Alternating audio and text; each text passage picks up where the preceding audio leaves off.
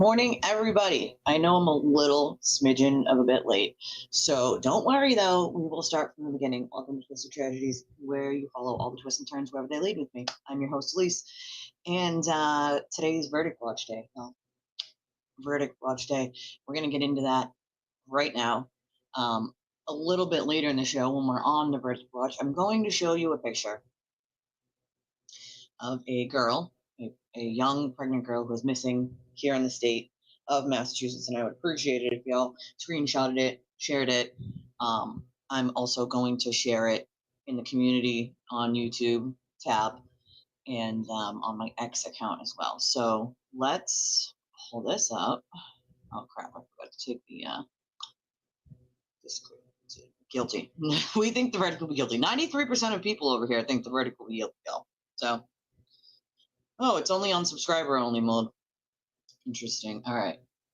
It's on here that I have articulated throughout the course of the trial, including the exhibits I used to refresh recollection, search warrants, things of that nature.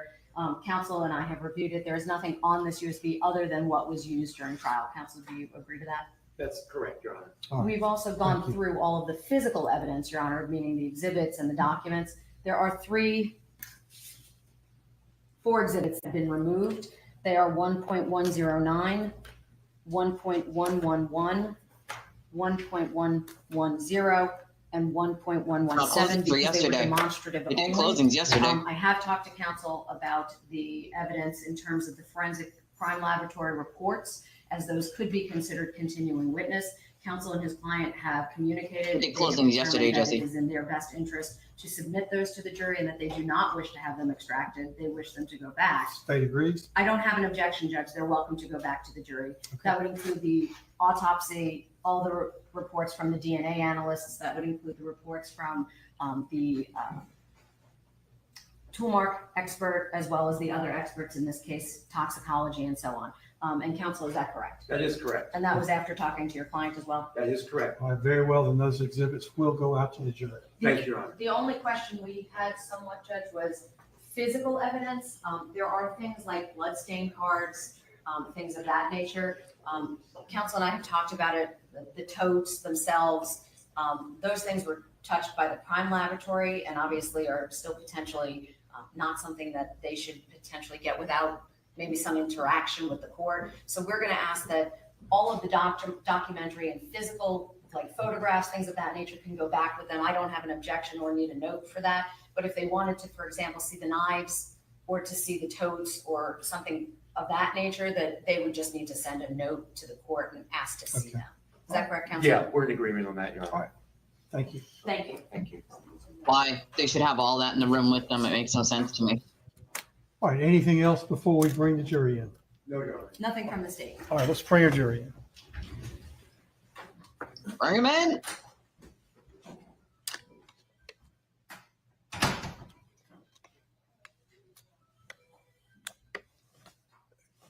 Please turn the phones off or have them on silent.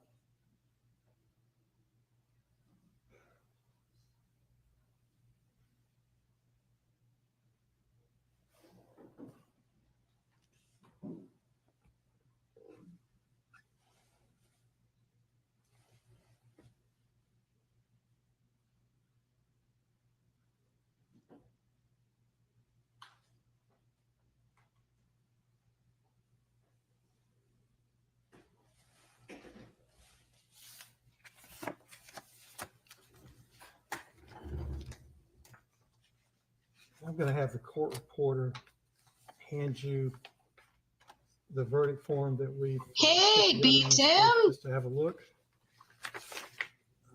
He's going to need lots of honey buns. You're right. Peanut butter, honey buns. You know what I'm saying? So they make like jail candy bars. If you have time, tell me. I'll send you a link. I mean, he can send me his honey bun money. I'll buy the honey buns instead. He probably does have money hidden away in some like Swiss bank account or something. I don't believe he was asked to pay 1.5 million without them looking at his finances. You know. All right, everyone, please be seated. to see what you can actually afford to pay. Good morning, ladies and gentlemen of the jury. Yeah, I commented on that yesterday. She And was I'm laughing like required so one ridiculous. last time to ask if you were able to abide by It the was court's funny. previous instructions regarding access to media. Did we have any problems? All right, then I will now read you the law that applies in this case. All right. Let's do it. Ladies and gentlemen of the jury, you are considering the case of the state of Georgia versus Nicholas James Kassotis. And this is Bill of Indictment number 2024 It's going down. R67 I'm yelling in timber. the Superior Court of Liberty County, Georgia, the February term of court 2024. Too bad we can't And play the that song.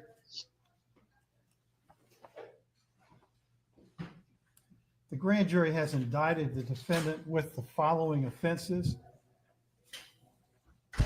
count 1, malice murder; count 2, felony murder; count 3, aggravated assault; You're in the wrong courtroom, count people. 4, concealing the death of another; count 5, possession of a knife during the commission of a felony; count 6, possession of tools for the commission of a crime; count 7, possession of tools for the commission of a crime; count 8, possession of tools for the commission of a crime; count 9, possession of tools for the commission of a crime; count 10, possession of tools for the commission of a crime; He looks defeated. He count knows. 11, removal of body parts from scene of death; and count 12, tampering with evidence. Now, you will recall at the beginning of this trial, in fact, in jury selection, the entire indictment was read to you. I'm not going to do that again, but I want to remind you that your oath requires that as you deliberate and go through each count, that you read the entire language that's inserted in each of those counts. So, ladies and gentlemen, the defendant has entered his plea of not guilty to this indictment, and the I'm sorry. indictment and the plea forms the issue that you have to decide. Neither the indictment nor the plea of not guilty should be considered as evidence. The defendant is presumed to be innocent until Evidence he's an proven idiot. guilty. The defendant enters upon the trial of the case with the presumption of innocence in his favor. This presumption remains with the defendant until it is overcome by the state with evidence sufficient to convince you beyond a reasonable doubt that the defendant is guilty of the offenses charged. Keep No doing this. person shall be convicted of any You crime got a tick? unless and until each element of the crime is proven beyond a reasonable doubt. The burden of proof rests upon the state to prove every material allegation of the indictment and every essential element of the crime charged Rapid beyond blinking. a reasonable doubt. There is no burden of proof upon the defendant whatsoever, You and see, the if you burden blink that never much. shifts to the defendant to introduce evidence or to prove innocence. However, the state is not required to prove the guilt of the accused beyond all doubt or to a mathematical certainty. A reasonable doubt means just what it says. A reasonable doubt is a doubt of a fair-minded, impartial juror honestly seeking the truth. A reasonable doubt is a doubt based upon common sense. Can we and get this reason. judge in It does mass? not mean a vague or arbitrary doubt, but it is a doubt for which a reason can be given, Thank you. arising from a consideration of the evidence, a lack of evidence, or a conflict in the evidence. Thank After you. giving consideration to all the facts and circumstances of this case, if your minds are wavering, unsettled, or unsatisfied, then that is the doubt of the law, and you must acquit the defendant. But if that doubt does not exist in your minds as to the guilt of the accused, then you would be authorized to convict the defendant. If the state fails to prove the defendant's guilt beyond a reasonable doubt, it would be your duty to acquit the defendant. I charge you that facts and circumstances that merely place upon the defendant a grave suspicion of the crime charged, or that merely raises a speculation or conjecture of the defendant's guilt, is not sufficient to authorize a conviction of the defendant. Members of the jury, it is my duty Good thing they and have evidence. responsibility to determine the law that applies to the case and instruct you on that law. You are bound by these instructions. It is your responsibility to determine the facts of the case from all the evidence presented. Then you must apply the law given in this charge to the facts as you find them to be. Your oath requires that you will decide this case based solely on the evidence. Evidence is the means by which any fact that is put in issue is established or disproved. Evidence includes all of the testimony of the witnesses, any exhibits admitted during the course of the trial. Evidence does not include the indictment, the plea of not guilty, and the opening or closing statements made by the attorneys or questions asked by the attorneys. Evidence may be either direct or circumstantial, or it can be both.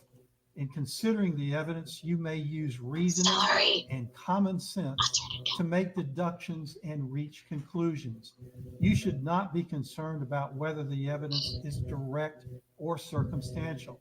Direct evidence is the testimony of a person who asserts that he or she has actual knowledge of a fact, such as personally observing or otherwise witnessing that fact. Circumstantial evidence is proof of a set of facts and circumstances that tend to prove or disprove another fact by inference, that is, by consistency with such fact or elimination of other facts. There is no legal difference in the weight you may give to either direct or circumstantial evidence. You would be authorized to convict only if the evidence, whether direct, circumstantial, or both, excludes all reasonable theories of innocence and proves the guilt of the accused beyond a reasonable doubt. The jury must determine the credibility of the witnesses. In deciding this, you may consider all the facts and circumstances of the case, including the witness's manner of testifying, their intelligence, their means and opportunity of knowing the facts about which they testify, the nature of the facts about which they testify, the probability or improbability of their testimony, their interest or lack of interest in the outcome of the case, and their personal credibility as you observe it. Testimony has been given in this case by certain witnesses who are termed experts. Expert witnesses are those who, because of their training and experience, possess knowledge in a particular field that is not common knowledge or known to the average person. The law permits expert witnesses to give their opinions based upon their experience and training. You are not required to accept the testimony of any witness, expert or otherwise. Testimony of an expert, like that of all other witnesses, is to be given only such weight and credit as you think it is properly entitled to receive. To impeach a witness is to show that the witness is unworthy of belief. A witness may be impeached by disproving the facts to which the witness testified.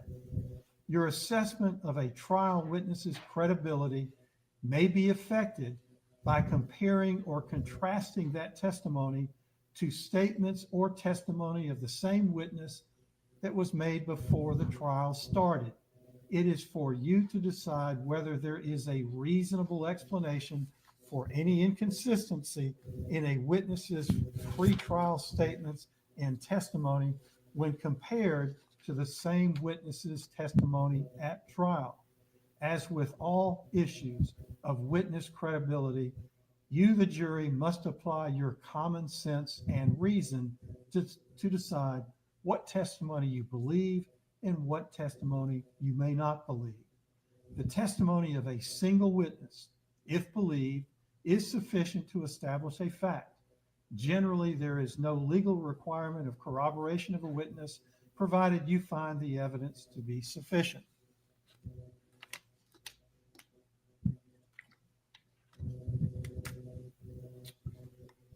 I charge you that a statement that the defendant allegedly made while in custody has been offered for your consideration.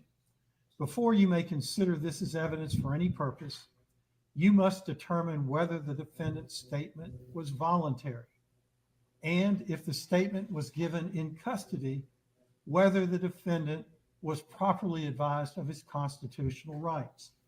To be voluntary, a statement must be freely and willingly given without coercion, duress, threats, use of violence, fear of injury, or any suggestions or promises of leniency or reward. A statement induced by the slightest hope of benefit or the remotest fear of injury is not voluntary. To be voluntary, a statement must be the product of a free will and not under compulsion or any necessity imposed by others. In determining voluntariness, you must also consider to what extent the defendant was informed of his rights. You're right, as Holly. discussed below. The burden of proof is upon the state to establish that the statement was voluntary. That is, it was freely and willingly made. If you do not find that the statement was voluntary, you may not consider it for any purpose. If you find that the statement was made while in custody and as a result of police questioning, you must also determine whether the defendant was advised of his constitutional rights and whether the defendant clearly understood and knowingly gave up such rights. The constitutional rights that law enforcement officers must explain and that the defendant must understand and voluntarily give up before any custodial statement is taken by law enforcement are as follows. Number one, the defendant has the right to remain silent. Number two, if the defendant chooses not to remain silent, anything he says could be used as evidence against the defendant in court. Number three, the defendant had a right to consult a lawyer before any questioning and to have the lawyer present with him at all times during any questioning. And number four, if the defendant did not have money for a lawyer, that a lawyer would have been provided for him to represent him before any questioning and to be present with him during questioning. The burden of proof is upon the state to establish that the constitutional warnings were mentioned and that they were understood and knowingly given up by the defendant. If you find, as mentioned above, that the defendant's statement was voluntary and that all of the warnings as to the defendant's constitutional rights were given, that the defendant did understand the meaning of what was said and knowingly gave up such rights, then you may consider it as evidence. If so, then you must apply the general rules for testing the believability of the witness and decide what weight, if any, you will give to all or any part of such evidence. If you fail to find that the defendant was properly informed of these rights and that he understood and gave up those rights, then you would disregard the statement entirely and give it no consideration in reaching your verdict. Ladies and gentlemen, evidence relating to DNA comparison has been admitted for your consideration. Identification by DNA comparison is considered opinion evidence and is governed by the law concerning opinion testimony as has been given to you. As opinion testimony, evidence relating to DNA comparisons is dependent upon many factors. Among the factors are the credibility and accuracy of the witnesses who were involved in the process of obtaining, identifying, preserving, recording, and maintaining the physical evidence, and upon the accuracy and validity of the testing procedures themselves that were used to form such opinions. All of these issues are matters for you to consider and determine. It is for you to determine what weight, if any, you will give to the evidence relating to DNA comparisons in your decision in this case. The defendant is charged with crimes against the laws of this state. A crime is a violation of a statute of this state in which there is a joint operation of act and intention. Intent is an essential element of any crime and must be proven by the state beyond a reasonable doubt. Intent may be shown in many ways, provided you, the jury, believe that it existed from the proven facts before you. It may be inferred from the proven circumstances or by acts and conduct, or it may be, in your discretion, inferred when it is the natural and necessary consequence of the act. Whether or not you draw such an inference is a matter solely within your discretion. Criminal intent does not mean an intention to violate the law or to violate a penal statute, but it simply means the intention to commit the act that is prohibited by law. This defendant will not be presumed to have acted with criminal intent, but you may find such intention or the absence of it upon a consideration of words, conduct, demeanor, motive, and other circumstances connected with the act for which the accused is being prosecuted. Every person is presumed to be of sound mind and discretion, but this presumption may be rebutted.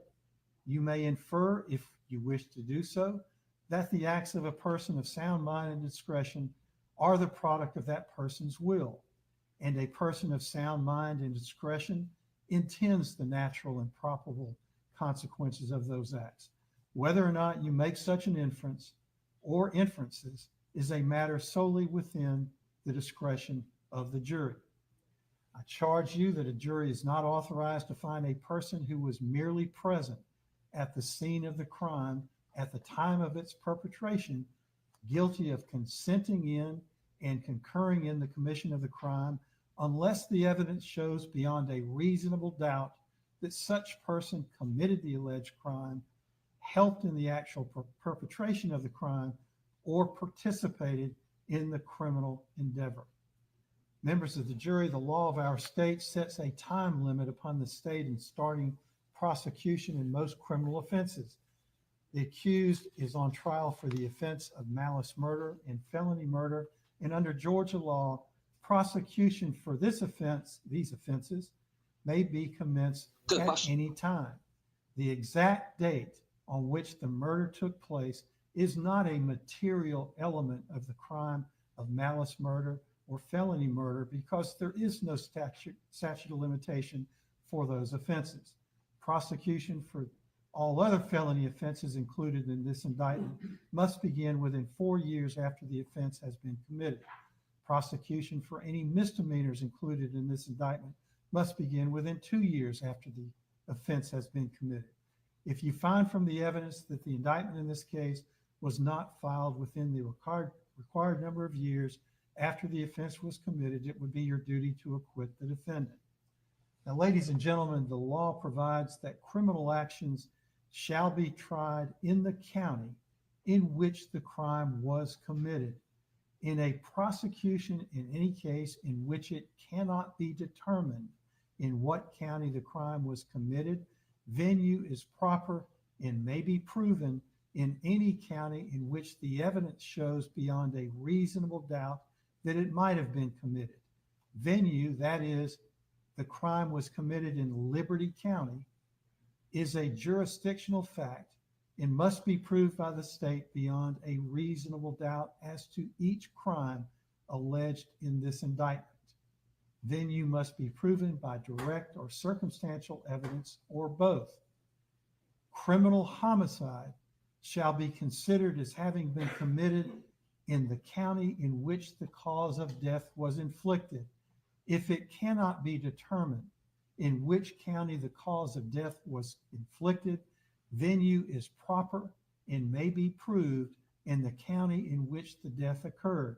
If a dead body is discovered in this state and cannot be readily determined in what county the cause of death was inflicted, venue is proper and may be proved in the county in which the dead body was discovered. Ladies and gentlemen, I will now charge you on the offenses that are alleged in this bill of indictment. Count 1 alleges malice murder.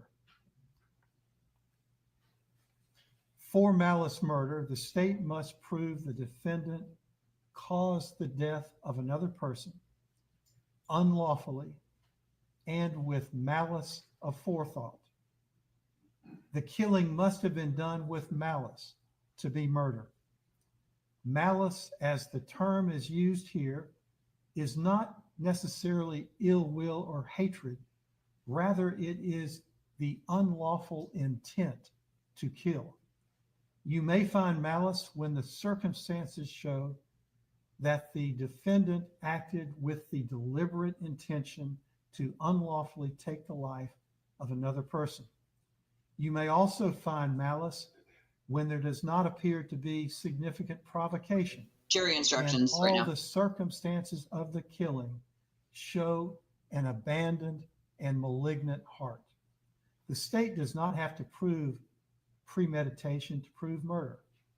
If a killing is done with malice, it is murder regardless of how briefly the malicious intent existed.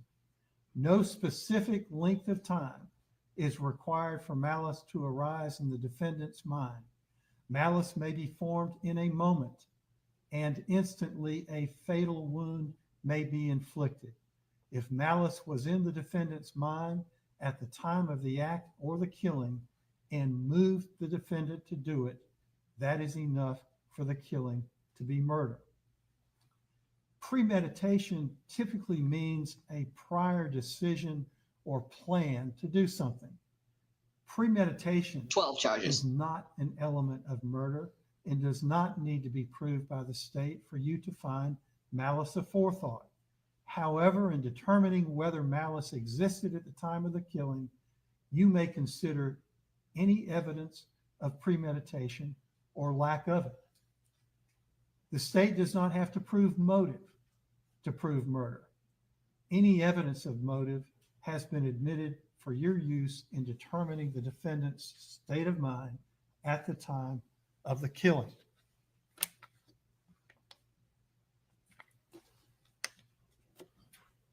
Ladies and gentlemen, count 2, the defendant is charged with felony murder.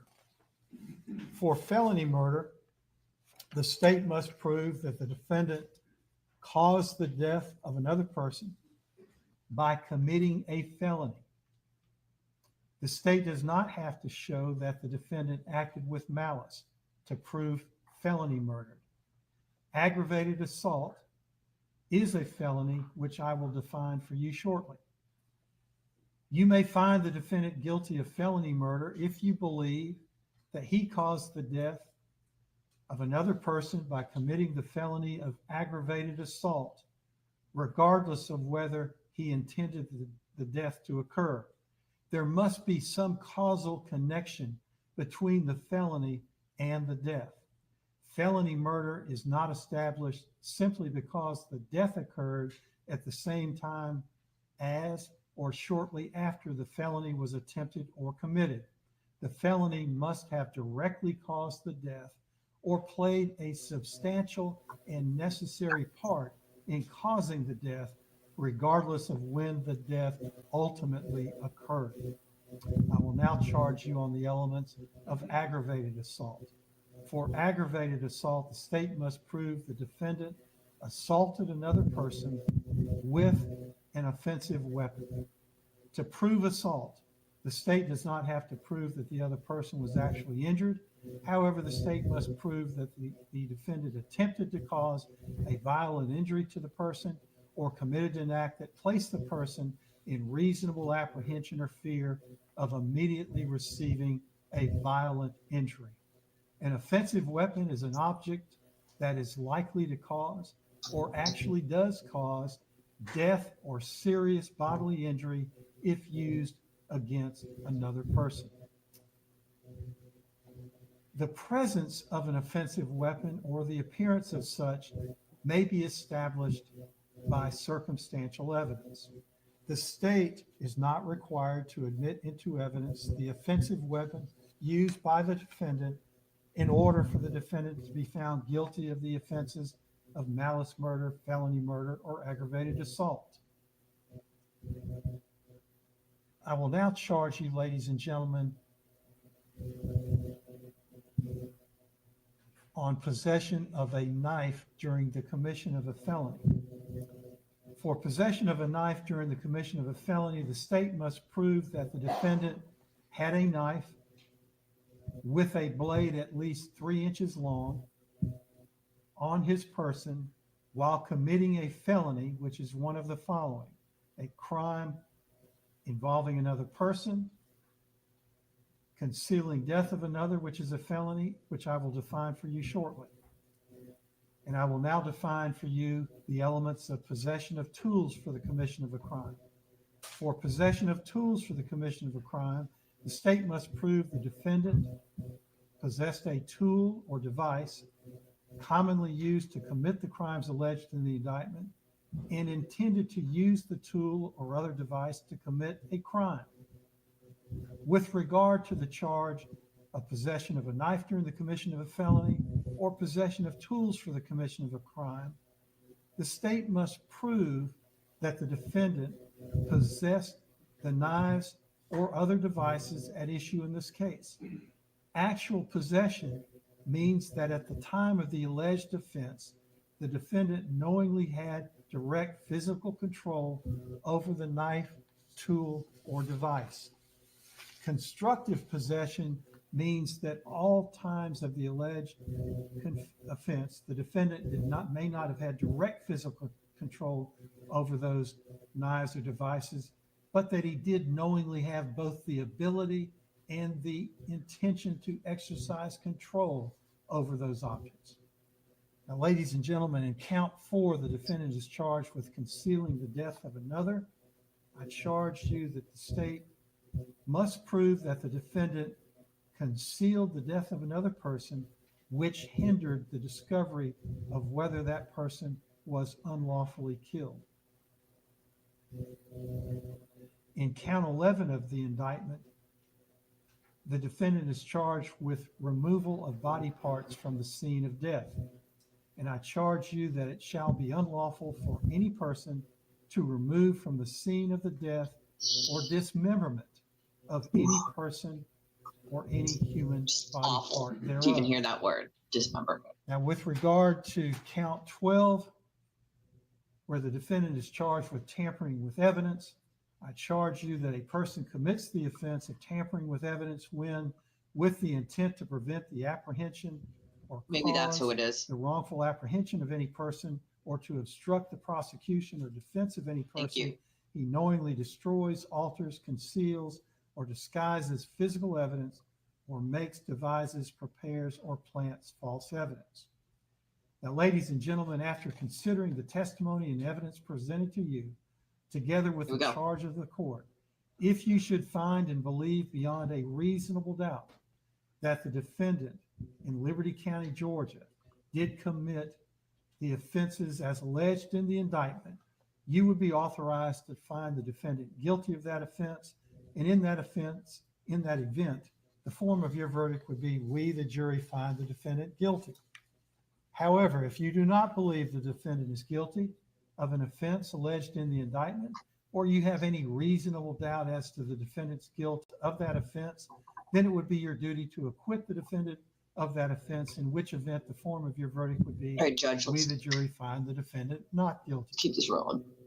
By no ruling or comment that the court has made during the progress of this trial have I intended to express any opinion upon the facts of this case, upon the credibility of the witnesses, upon the evidence, Credibility of the or defendant. upon the guilt or innocence of the accused defendant. Jim Your verdict McIntyre. should be a true verdict You mean- based upon your opinion of the evidence according to the laws given you in this charge. You are not to show favor or sympathy to one party or the other. It is your duty to consider the facts of this case objectively, without human. favor, affection, They're going or to show sympathy to either party. In deciding this case, you should not be influenced by sympathy or prejudice for or against either party. You are only concerned with the guilt or innocence of the defendant. You are not to concern yourselves with punishment, and you are prohibited from discussing any potential sentences in this case. One of your first duties in the jury room will be to select one of your members to serve as the foreperson. The foreman. He or she will preside over the deliberations, and he or she will sign the verdict. to which all 12 of you freely and voluntarily agree. You should start your deliberations with an open mind.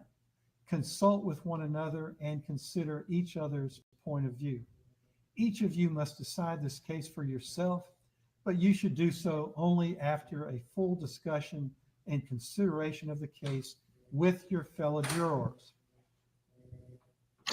Judge was not happy Do with not somebody opening the hesitate door. to change an opinion if you are convinced that it is wrong. However, you should never surrender an honest opinion in order to be congenial or to reach a verdict solely because of the opinions of other jurors. During your deliberations, you must not communicate with anyone other than your fellow jurors. You are not permitted to conduct any research. You are not allowed to consult any other materials. And I don't believe that you'll have your phone, so I don't think that's an issue. So whatever your verdict is, ladies and gentlemen, it must be unanimous. The verdict must be in writing and signed by your foreperson, dated and returned to be published in open court. Now, ladies and gentlemen, we have prepared a verdict form that you'll be able to use.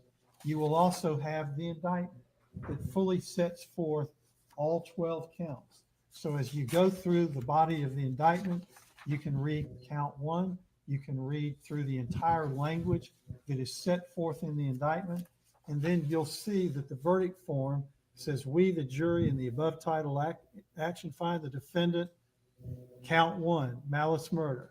And there's a block that you can check not guilty or guilty. And it's the same for all 12 counts. So after you have reached a unanimous verdict, and it has been signed and dated on the back page by your foreperson, you would then simply knock on the door, tell the bailiff that you have reached a verdict, although you would not disclose what that verdict is. Then we would bring you back into open court where your verdict will be published according to law. Now, there are going to be a lot of exhibits that will go out with you. These large boxes, the large boxes of physical evidence, we're not going to send those out with you at this time. But if you feel that you need to observe or look at those objects, if you would just simply write a note to the bailiff, and we'll be happy to bring you back out so you can take a look at the object that you wish to see. So I'm going to allow you to go back to the jury room at this time, but you will not begin your discussions and deliberations until you receive the indictment, the verdict form, and all of the physical evidence that will be sent with you. So you are excused at this time. Morning, Francesca. B. Tim a couple minutes ago sent a $20 donation, and he said for the Honey Bun Fund, if you were here this morning, you get the joke. If you weren't, rewatch later and you'll get it. Yeah, it's unfortunate to have to go through such lengthy, telling the jury what is and what isn't. But unfortunately, common sense is not always a thing that everyone has, and they have to know. All right, everyone, how the please law be seated. applies. Let the record reflect the jury's now out. Ms. Bayo, on behalf of the state, are there any objections to the charge of court?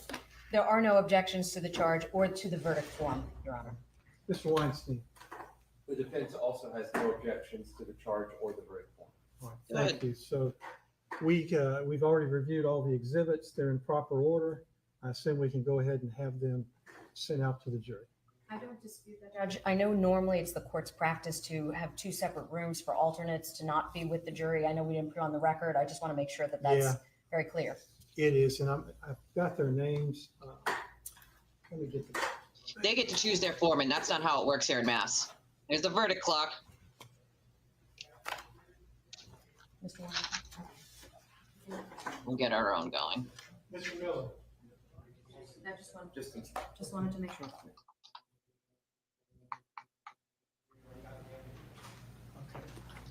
The 4 alternate jurors. 4 alternates. Interesting.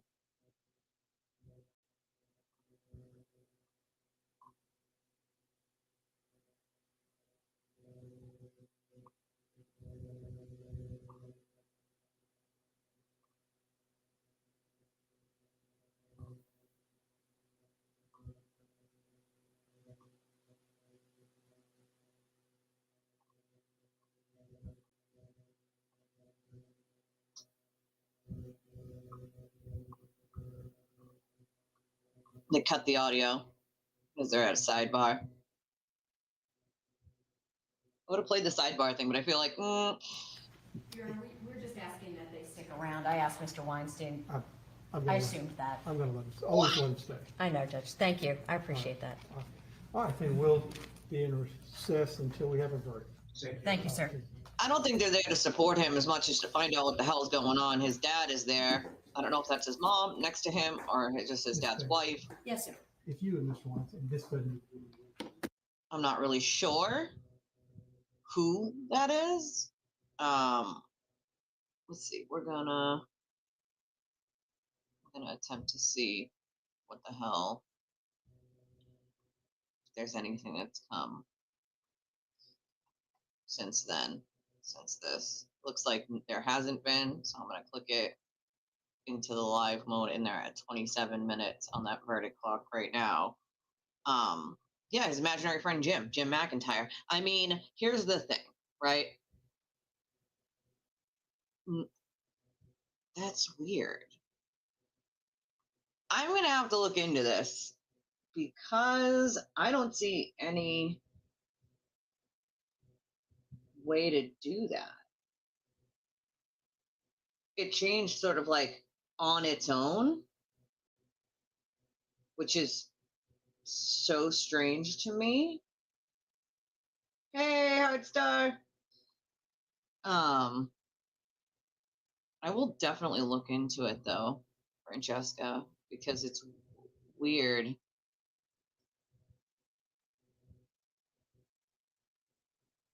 Yeah, that's weird. I don't know. Is he like there might be a difference between monetized and unmonetized channel? I don't know. That's really weird. I'm gonna have to look in the settings of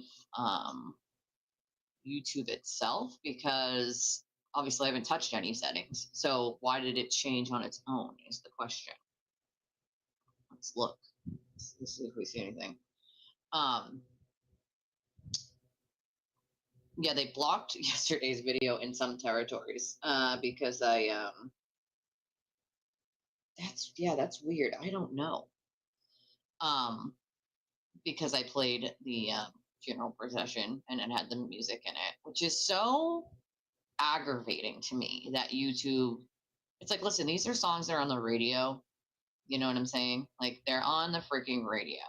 There's literally no reason on planet Earth why you can play them on TikTok. You can play them on, everything else except for YouTube. It drives me absolutely bonkers. Like, listen, it's fair use at that point. Okay, it's made in a memorial video. Like, come on now. Copyright strike. One or more copyright things. Of course. So, I mean, I'm looking under, the settings here. For community. See anything? Go back to the regular settings here. Defaults, categories, community.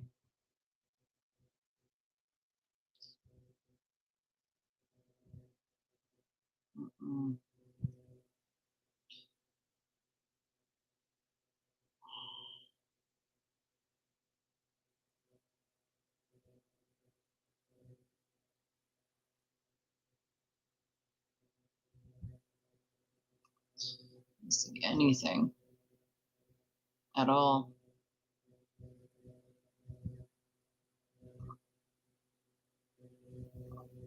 Literally nothing. Anything that has to do with your names at all. So random. Why? I wonder if I, hold on, let me see if I do this. No. No.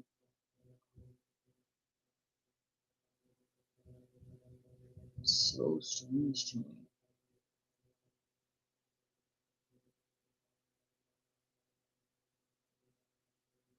If Maestro pops in, or maybe I'll help Freak help me later figure out what it is, because it just did it on its own. But I I have no idea how it did it. I will definitely attempt to try to figure out why. But I also don't know that if there's a difference between monetized and unmonetized channels. I'm not sure. Speaking of Maestro, by the way, Maestro made us this really awesome QR code here that's in the corner of the screen. I'm not really sure why it keeps getting smaller, to be honest with you guys. Okay. It was much bigger, and now it's teeny tiny. For what reason, I'm not really sure. But nonetheless, that QR code in the top right corner, right there, you actually can scan that if you have an iPhone, and it'll bring you to where you can get a membership for the show, because I know a lot of you with iPhones, you can't get your membership from chat, which is weird. Oh, there's Maestro. Maestro, help. Why is everyone's names have an at? And why in the actual hell is it their emails and not their regular names? It just like popped up yesterday, and I don't understand. I don't understand. Speaking of Maestro, Maestro made us this QR code. So if you want to get your channel membership and you weren't able to before because you have an iPhone and iPhones don't let you buy them in chat, you can now just scan this code. Put me on your TV, right? Just put me on your TV and then use your phone and scan the code, and you can pick your membership. Yeah, I don't know what it is. I don't know. I'm not sure what it is, guys. I'm not really sure. I have not seen it before yesterday. Yesterday was the first time I popped on and names were changed, and I was like, what the hell is actually going on here? But nonetheless, we will figure it out, I promise. All right, so this is the picture. I'm just going to show you of the girl.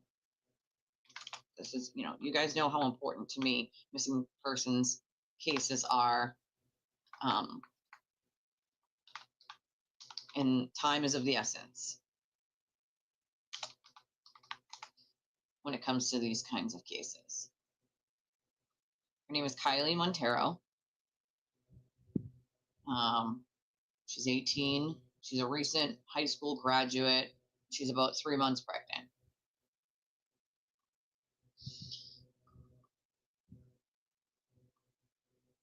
I'm going to play this real quick for you guys. This is her.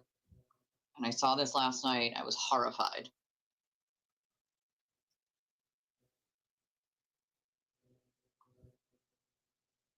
Yeah, if you're in the bushes, come on out of those bushes, for sure. Come hang out in the chat. Oh, come on. Okay.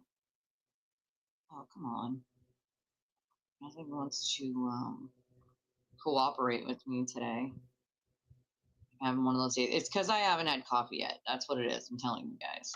It's literally what it is. I've not had coffee yet. I'm on Yahoo. Unnecessary here. Get this up. We're gonna Oh no. Hi, I'm No, we don't want to do ads. This is why I'm ad free, but I can't. I have YouTube Premium, so we don't have to deal with ads when we're watching other things on YouTube. Unfortunately, this is not on YouTube. Perfect match. No half-baked efforts. Come on, lady. This is a very long ad. Okay.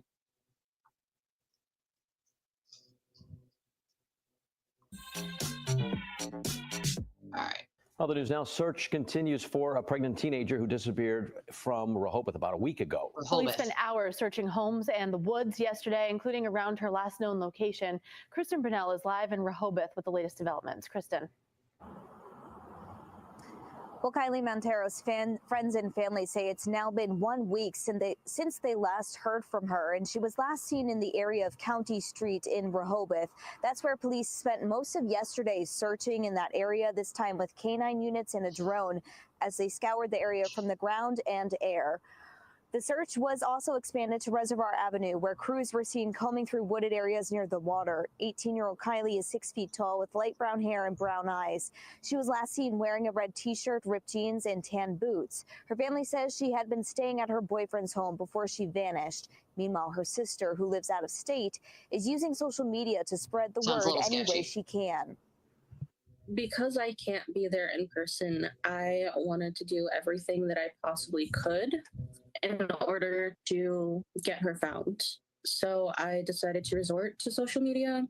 Smart. I started with Facebook and moved on to TikTok it has been successful so far, which I am really, really thankful for. I think everything is a red flag at this point because I don't see my sister going out in the woods at night. It doesn't make sense. Nope. She's always on her phone. She's always in contact with somebody. So for her to go AWOL like this is not like her. She's never done this before. And investigators are still urging people, if they have any information about Kylie, to reach out to Rehoboth Police, and the investigation is still very active. The police chief says there is no update at this time. Reporting live in Rehoboth, Kristen Burnell, 12 News. So we have no actual idea where she could be, and we don't really have a lot of information on the boyfriend or yeah, this is now, honey. This is right now. That's why it's so important for me to bring up right now, because she's missing right now. Right now, they say the last time she was last seen August 7th, and I don't know why it's just taking them now to tell us. This is mainstream media for you. You know, I don't understand it. It drives me absolutely insane. I would never wait that long to tell the public to look out for someone who's missing. No, it's in Massachusetts. Rehoboth is right near me, sort of near me. So is Dighton, where Karen Reed's parents live. But so she was last seen August 7th near County Street in Rehoboth, which is about 50 miles from Boston. Montero's family said they last heard from her through a text message on the day she disappeared, and they fear for her safety. Well, I would too. Fear for her safety at this point. The last known time when we heard her voice was Wednesday night. Her sister Faith told the outlet a friend of hers also expressed concern for her well-being, saying her last contact felt unsettling. She was like, I don't feel safe right now. Something's not right. I tried talking with her after that, but she just stopped responding to me after that. The friend, who was not identified, told WCVB5. Just want her to know that, like, we miss you and we're not going to stop trying to find you. She was about 6 feet, so she was tall, light brown hair, blue eyes. She was last seen in a red Get Over It t-shirt, ripped blue jeans, and carrying a white bag. She had just graduated from Attleboro High School. 11 weeks pregnant. Since August 7th. This is her graduation photo. This is probably the closest photo to, you know, to in time to when she went missing.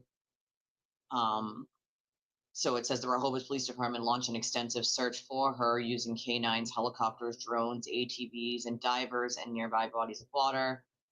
Her sister said police are thoroughly investigating her sister's disappearance. Her other sister, Catherine, said she is usually very active on social media, especially on TikTok and Snapchat. But since vanishing, absolutely nothing has appeared on her accounts. The smallest detail is important, and if there are hundreds of people going through the woods, they might not find it. Catherine pleaded with the public. There's so many scenarios that have gone through all of our heads, so many theories that everybody has. It's all skepticism at this point. We don't know what happened to her, but we're not giving up hope, her other sister Faith said. It just seems really sketchy. Looks like her sister is telling people to, like, stay out of the woods and looking for her so the police can do it. But I will point out the police can miss something too. And, you know, they do these grid searches where they don't, you know, they have to guess, right? They're guessing on a grid search how far something should be. And so oftentimes they miscalculate, right? They miscalculate, and then it ends up, oh, I think the jury will come back today on the Georgia case. The verdict clock right now is at 41 minutes. I have it on the screen here. But I do believe. Yeah, so, I mean, if we can share this, that she is missing, she is 18, she's 11 weeks pregnant, and that's here in Massachusetts. Another really sad thing happened today. Well, it happened Sunday, but I'm just finding out about it today. A body washed up on Head Beach in Rhode Island on Sunday, and a swimmer had somebody on shore call the authorities. Now, there have been quite a few whispers of whether there is a serial killer in the New England area, or bodies that have been found in multiple states in New England, sort of in short order. And it does raise a lot of questions as to where, I mean, people going missing in or being killed in those kinds of numbers, it's oftentimes not just like, basically, you could have 13 people that went missing, and 2 might be an accident or a murder from a different person.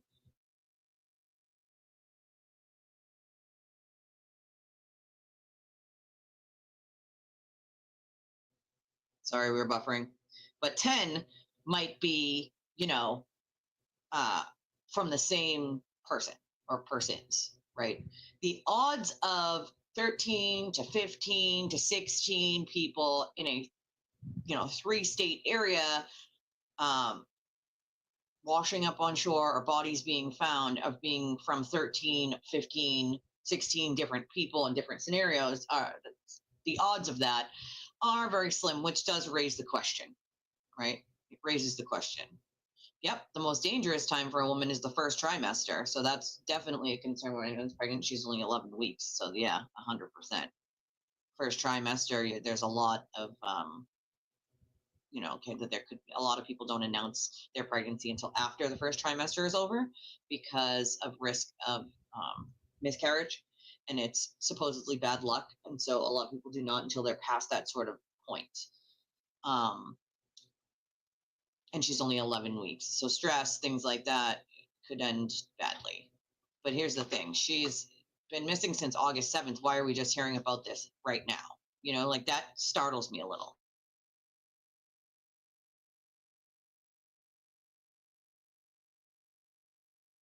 One second, guys. 1 second.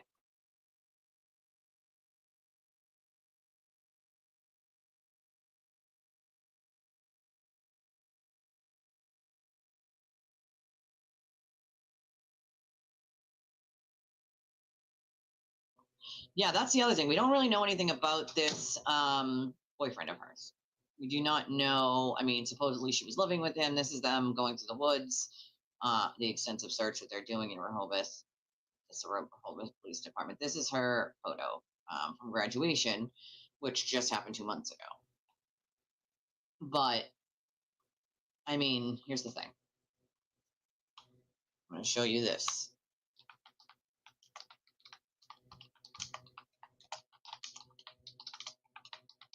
This is what's so concerning. It was in Jamestown, Rhode Island, by the way.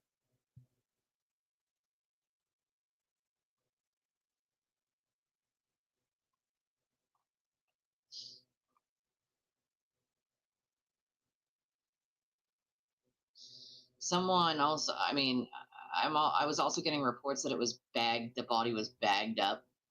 I don't know how true that is. But that is what I was being told.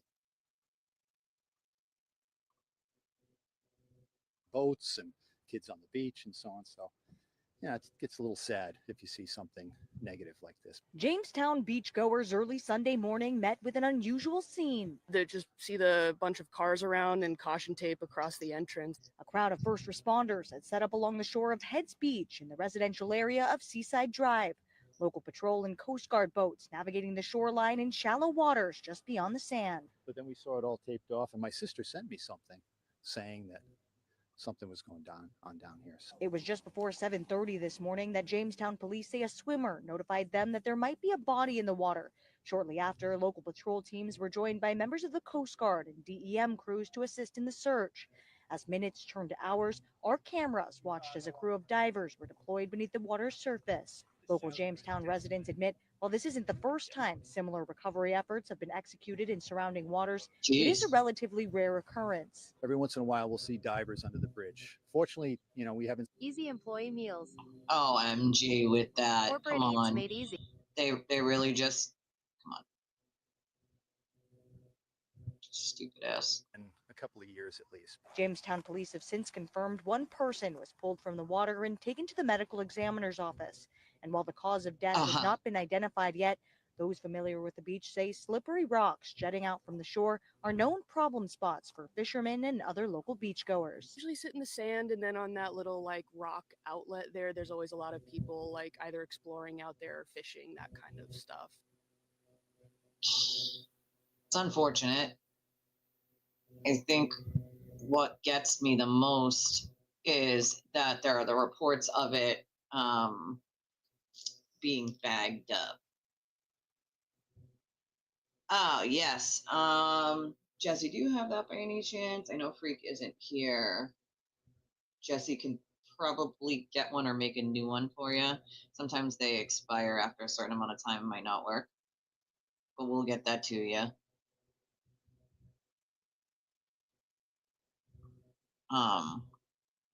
But as you guys can see, right, if you go back and look, at least from what I was looking at, there are reports of the body being bagged, which is strange. And this isn't in like an air, like a shitty area. You know what I'm saying? This was back a couple of years, last year. And that was a head that had washed up on shore. This was part of why they thought there was a New England serial killer. Is last in 2024, it was November, a head washed up on the beach there, and that was seriously concerning. So here's the other thing, right?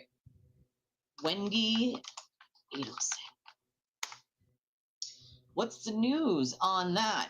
Well, the news on Wendy Adelson is this. I am told that Wendy Adelson is refusing, her and her attorney have sent a letter, email, whatever, to the district attorney's office, sort of the defense letting them know that she will not be testifying for them unless it is a limited scope of questioning, basically unless she gets some sort of immunity deal to testify. Who could have saw that coming? I don't know. Why would you need an immunity deal if you were innocent in all of this and knew nothing about nothing? I mean, I wouldn't need an immunity deal. Although, if I was her attorney, I would probably recommend she get one anyway, just because they've gone after multiple of the family members, rightfully so. But I also have to think of it from that aspect. If I was her attorney, I would probably, have her secure it anyway so that they couldn't come after her after the trial was over. But that's what's happening right now is Wendy Adelson's attorneys are basically saying it's no dice on testifying, because basically if she wants, she can plead the fifth. Then what? She have to answer any questions. So you want her to testify, you might need to give her that immunity deal. And that very well might happen. Also, why would Donna Adelson want to testify on her own behalf? That's a goddamn good question. That's a goddamn good question. Why? Why? So, what I find crazy is that the mainstream media never picks up on some of the things that are going on, some of the interesting things that are going on in some of these, true crime cases until weeks later, So this trial starts on the 19th, right? August 19th. So, and this is going to be obviously a bigger trial because a lot of people are interested in it. They're interested in it because her son, Charlie, already went to trial and has been convicted for the murder for hire plot and the death of her former son-in-law, Dan, whether you want to say Markle or Markel, I'm not really sure how it's pronounced, but Dan was Wendy Adelson's ex-husband, right? The last pretrial hearing is set for August 19th. That's when they do the jury selection.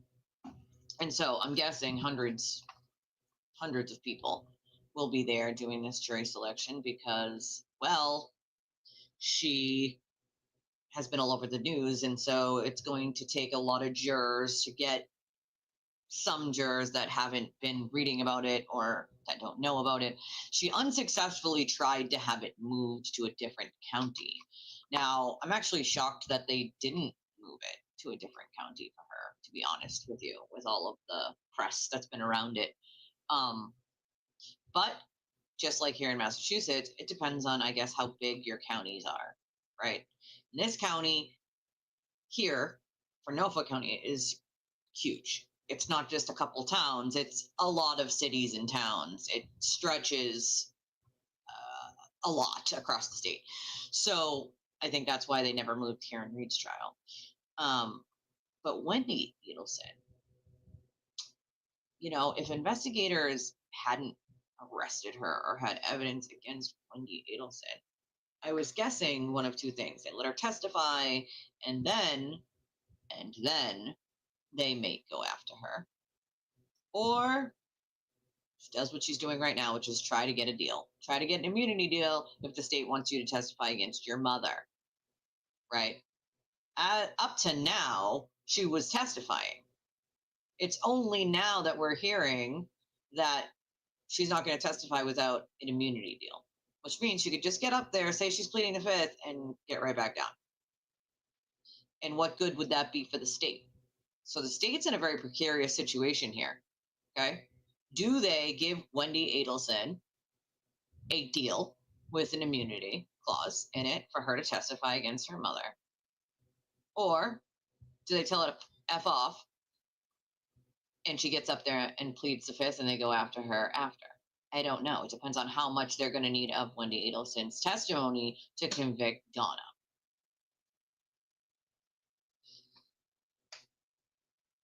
Charlie's already done, so it's not like you can make a deal with that devil and say, hey, we'll lower your charges or we'll do X, Y, or Z.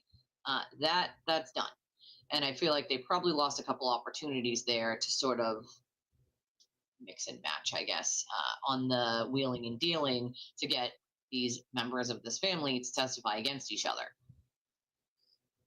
They could have taken X, Y, or Z off the table, lowered, one count of something, whatever.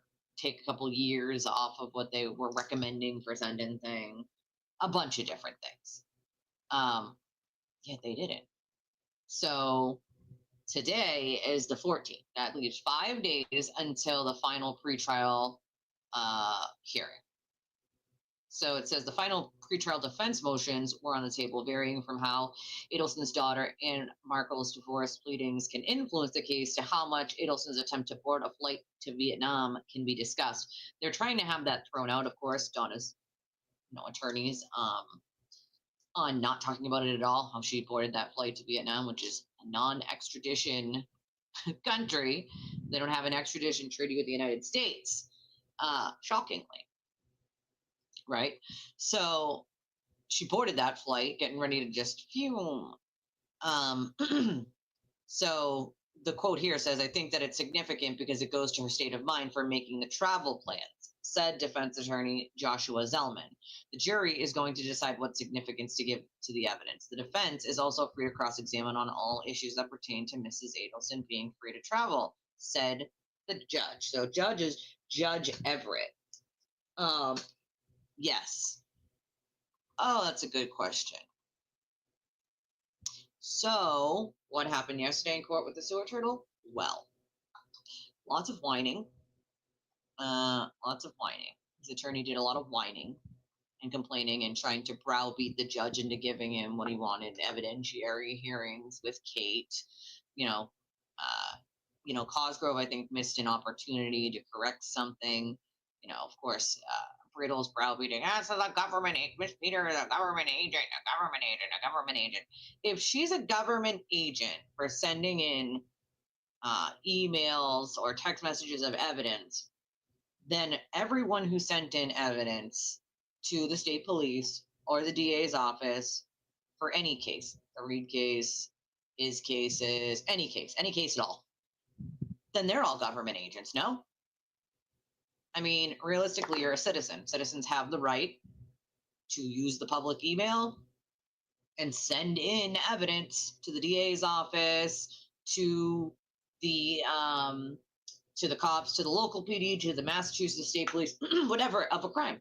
If they think it is evidence of a crime, they have every right to then send it in. I think, yeah, I mean, that's the thing, right? Why in the actual hell is an attorney actually getting up there and whining and saying, government agent, government agent, government agent? Why? I'll tell you why. Because his client so badly wants Kate's phone that he's going to be willing to have his attorney say whatever and do whatever to try to get her phone or get her on the stand because he hates her that much, you know? So, I mean, it's really, it's a petty revenge plot on the, you know, side of his client.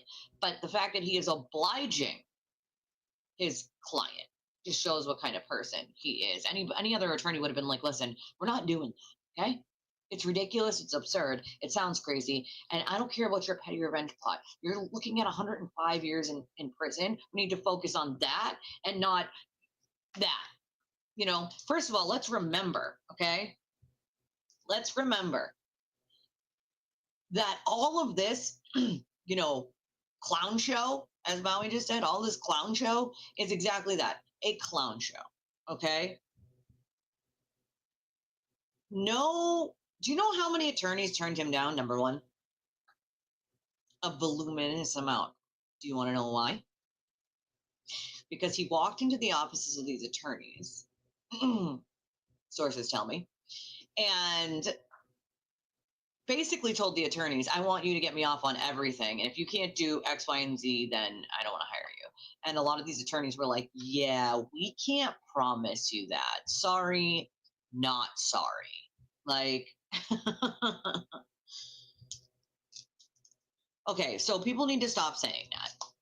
Okay, they need to stop. Okay, a attorney saying something is not evidence of something. It's not how it works. Okay, an attorney's words are not evidence, not by a long shot. Anybody who has studied law, knows law, or even reads about law knows that. It's like one of the first things that we just watched it. It's one of the first things a judge tells a jury, which is the words of the attorneys are not evidence. They can say whatever they want. They are not evidence, okay? Multiple attorneys would not represent him because he demanded with his little, you know, dinosaur arms. He demanded, just your honor, please. I don't want to go to jail for 105 years. So I demand as my attorney that you get me off on all these charges right now. And if you can't, I will not pay you any money. Okay? Diary of a Wimpy Sewer Turtle. That is what he did. He went into lawyers' offices and complained and said, listen, I'll hire you, but you need to get me off on all of these charges, free and clear of any issues. And the attorneys kind of were like, yeah, we can't do that, bub. Nor can we promise that. Sorry. Not sorry. You know, I don't like having to criticize people. It's not my jam. I don't like it. Everybody has different styles, and I respect, you know, different styles of different people. I think people should, you know, have different styles, which makes them them, right? But here's the thing. You cannot report that something is true with zero evidence of said thing being true. You can't report that because Tim Bradel said so, that it magically now makes it true. I mean, that's absurd, okay? If Kate is a government agent for just emailing in evidence, then we're all government agents. Then everyone who sent in anything to the DA's office during the Reed trial or right now against Aiden, Karen, or anyone else in any case would be a government agent, okay? Literally, all right? I cannot. Now, here's the thing. There is no basis in reality where sending in evidence makes you a government agent. Zero basis in reality for that. What I will say is that there were some mistakes made on her behalf that she shouldn't have done. You shouldn't have told other people that you were going to gatekeep, what needed to be sent to them or what didn't need to be sent to them. What should have been done is the same thing I've been doing for anybody who comes to me and says, he blackmailed me, look at the evidence, here it is. I direct them straight to the state police. Here is the contact information. You call them and you let them know that he is blackmailing you. You send them the evidence, you talk to them, you set up a meeting, whatever you got to do, but report it to the authorities, right? I am not the one that's going to report it to the authorities for you or gatekeep the information to decide what is evidence and what isn't. It's not my job to decide what's evidence and what isn't. That's their job to decide because they know more than I do. So it would be stupid of me to sit there and try to gatekeep who sends what into the police and filter it through myself. That's absurd. No one should do that. No one. That is a huge mistake. No one should do that. Okay? The police have all of the information. They have plenty of information that we don't have, right? So something that I might think isn't important, well, you don't need to call the cops about that, or you don't need to send them in that, may very well be very important. Little details matter. And I know this because I have a friend who's been missing for almost 20 frigging years. We have almost no details. Okay? Almost none. Little details matter. The smallest thing could break the case to find him. I kid you not. So no one, and I mean nobody, should ever try to gatekeep or filter through them what information goes to the police and what information doesn't. Everyone should be given the same information. Here is the information. Call the PD, email the PD, whatever. Like, here's the info. So when people come to me and they're like, I'm afraid, I'm scared, he's trying to blackmail me with some crime I committed in 1982 or 1992 or when I was 18 or 19 years old, and it's embarrassing, and he's trying to embarrass my family, and he's telling me if I don't stop telling the truth about him or if I don't stop commenting on the case that he's going to make me Turtle Boy famous, he's going to destroy my life, he's going to do you know what I can do to you? These are lines he actually uses, I kid you not. Do you know who I am? Because he's a legend in his own mind. These are the same, like, and I kid you not when I say currently, up until right now, right this very minute, he has been blackmailing people while out on bail. Okay? Who the hell is that bold to be running around calling people and texting it out that you're going to stop doing blah, blah, blah, blah, blah right now, or I'm going to make you Turtle Boy famous? That is blackmail. That is a threat. That is blackmail, and it is illegal, sir. Okay? Illegal. Can't do it. It's freaking illegal. So, just saying, like, when people come to me with that, I direct them to the police. Whether they choose to go to the police or not, that is their decision and solely their decision, and I respect whatever decision that they make. If they choose not to, because they just think it's too much of a hassle and they don't want to deal with it, that's okay. It's totally okay.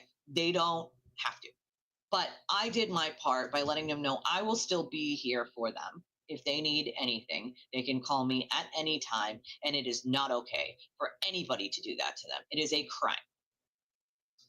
Well, he keeps committing said crimes, but gatekeeping information is a mistake. No one should do it. So that's the other thing, right? The thousands of pages that were released in FOIA for the Reed case, all right? Bradel ran in and complained that, oh, well, we've been trying to get our hands on this stuff, and now the whole public has it, and my client can't even talk about it. Oh, my client. And all the other reporters can talk about it, but my client. And he's the one who broke this case, and basically, how dare they, right? And all I heard was, wah.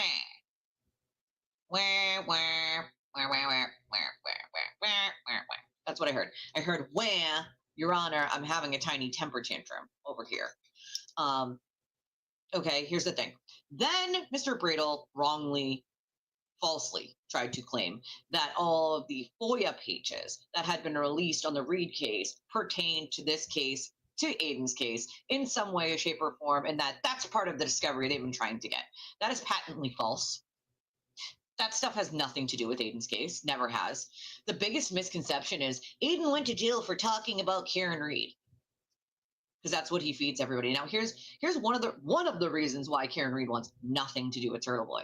One of them being he keeps using her as an excuse to why he went to Lindsay's house that night and committed the crimes he committed. She told him not to. His attorney told him not to. He went anyway. You cannot then claim it's a, quote, setup. And also, this setup has been, 17 different people in 17 different ways. What people, well, at least his people, seem to forget is that him and Lindsay agree on like 90% of what happened. The only part that he doesn't admit to is pushing her onto the couch. Okay? So he admits that everything that happened, except the one part that shows that he is, who he is, he decides to say he didn't do. Well, we all know that he did it, number one, okay? Number two, you cannot admit to 90% of it and then try to turn it around and blame on the girl that you just harassed and threatened and her children for hours and say it was some vast conspiracy to get you to go there. He actually told his audience there was a fake subpoena, and people in real life, and I can't even believe I have to repeat this, actually believed that. I'm sorry. Asking for a friend. Since when can you get a subpoena signed by a judge and it be fake? I just want to know how that works, because there was no fake subpoena. She absolutely was called to testify and did testify. So I find it funny that the first story was it was a fake subpoena to get him there, which is so absurd, because she asked Tully when he brought it, which of course she didn't know, but she was showing signs of probably not wanting to testify anymore or backing out, and so they brought the subpoena. Surprise, you have no choice, right? And so she was like, well, what do I do now? Do I say nothing? Do I tell him? Like, what do I do? And they're like, that's up to you. Like, what do you do with it is up to you. And so, you got to be her. At that point, you're like, all right, keeping it from him, he's going to explode even worse. So maybe I just tell him and then we'll go from there, right? Maybe he won't lose his top as much if I show him the subpoena and say, listen, I don't have a choice, right? Like, that was the thinking. That didn't happen, obviously. He blew his top worse. But that's not the ultimate reason why he decided to go there. Okay, the ultimate reason why he decided to go there is because he wanted to go through her phones, because he wanted so badly to see what Lindsay had been saying to Kate, right? Because she had been safely trying to get out of this relationship, if that's what you can call it, with him for a bit, all right? Exit strategy. Anybody who's ever been in an abusive relationship, whether it's physical, mental, emotional, whatever, you know what I mean when I say you don't just leave like one day, like you plan that out safely, how to escape safely, okay? So that had been she had already been trying to do that, like get the hell out safely, unscathed, and that obviously did not happen. But I mean, to sit there and blame it on her. And then after the fake subpoena story died, because there is no fake subpoena, it was a very real subpoena. After that story died, he then concocted one where Leah, Kate, and Lindsay, quote, set him up, which is absurd and hilarious. Okay. Never happened. And then he concocted another story where Morrissey, Tully, and Lindsay set him up. And then even closely, now it's Morrissey, Mello, Kate, and God knows who else at this point, okay? Because he can never have any responsibility for the things he did on his own. It has to be everyone else, right? Oh, yeah, he definitely stepped on a rake with that one. I am disgusted that the Wilbur Theater even still has this thing up after that, Well, he's had copies of them the entire time. Come on now, y'all. I'm going to talk about that in a second. But where was that proven in court? I'd like to know.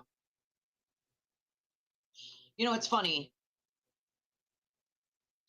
Oh, Wait, is that hearing today? Oh my God, my brain. Is it today? Because if it is, of course, duh.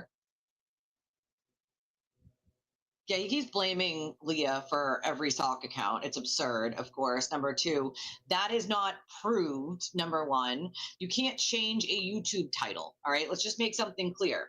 What probably happened was she probably put a title, like a title to it. You got to put it in the subject, or put a title to what she thought he was doing in the video and sent it along.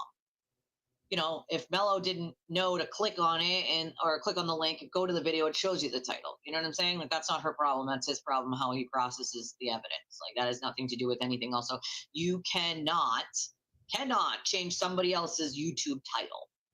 Only the person who runs the account can change the title. And I will point out, he changes titles all the time. He edits videos. He deletes things. Why? Because he realizes they are incriminating, right? And then changes them later on or edits a piece out that is incriminating. Unfortunately for him, it's already been saved at that point, and so, you know, whatever. But yes, I'm going to clarify a lot of this shit.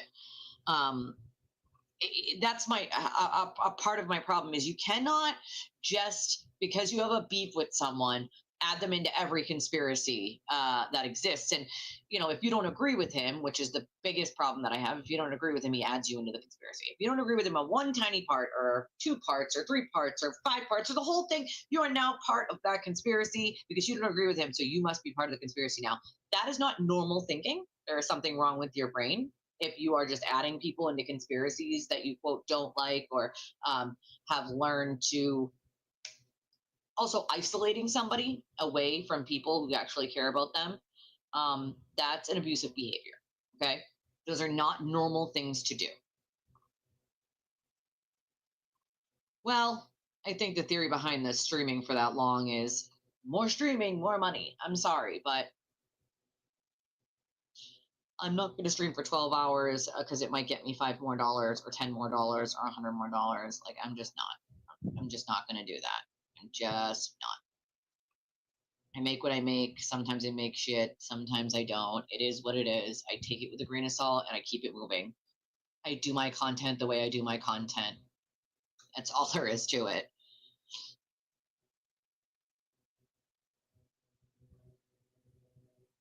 Speaking of Kevin, you know, it hurts my heart that he has to deal with the cancer thing. You know, my grandfather had cancer and it was really hard.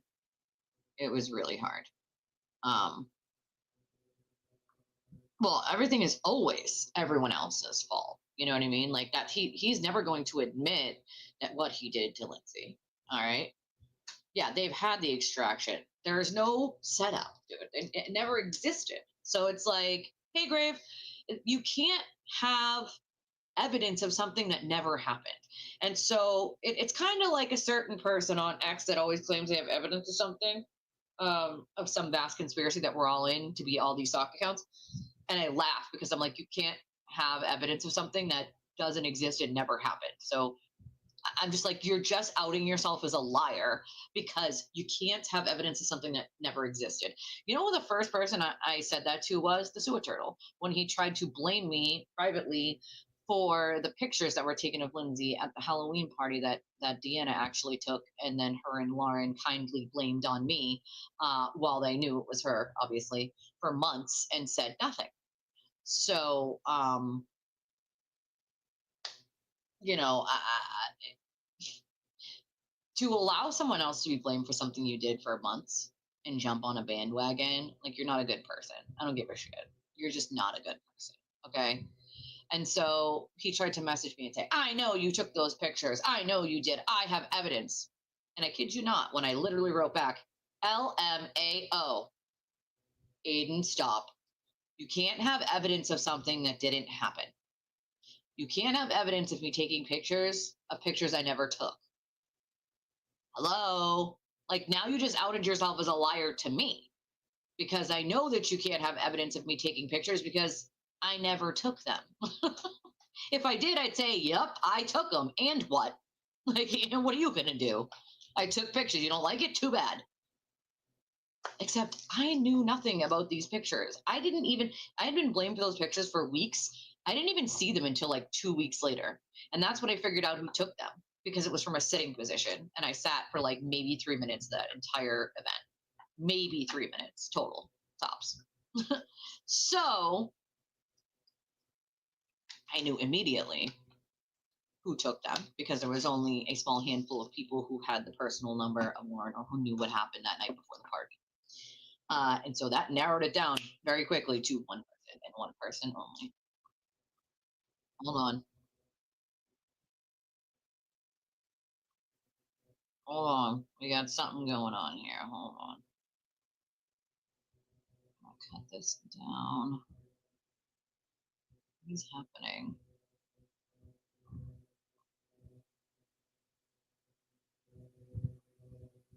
This is online, right? Yeah.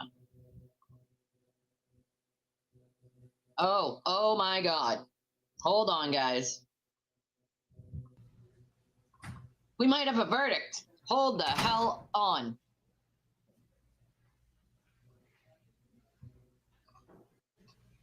Well, it amazes me how much he actually gets compared to what I'm like, I'm not willing to just say stuff that to make it salacious just for dollars. I'm not going to do it. Sorry. I'm not. Just not going to do it. If that's what it takes to get people to support you, then I'm not about it. It is what it is. You know? Oh, it's definitely not the weed. He's been doing that long before I started his channel. An hour and 17 minutes to come to this verdict. Ooh, come on. Hour and 17 minutes.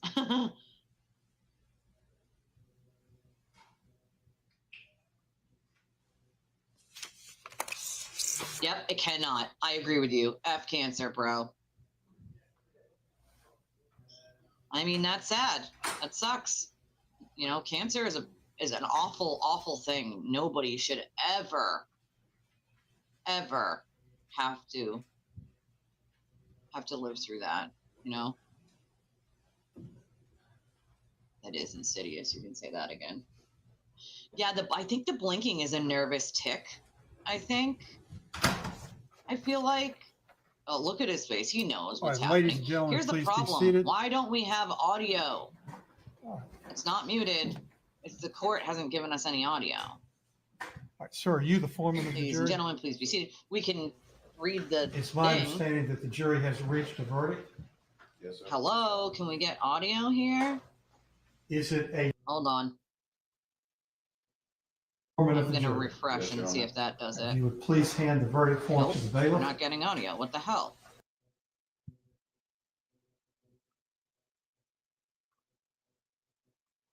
Oh, you have audio. Okay, maybe it's just me then.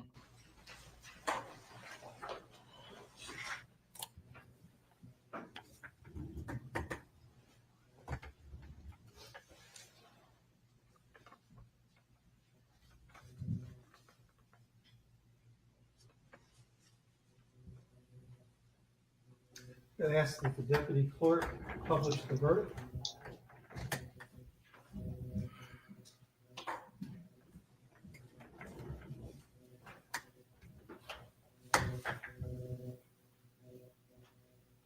In the Superior Court of Liberty County, State of Georgia, case number 2024R-67, State of Georgia versus Nicholas James Kassotis.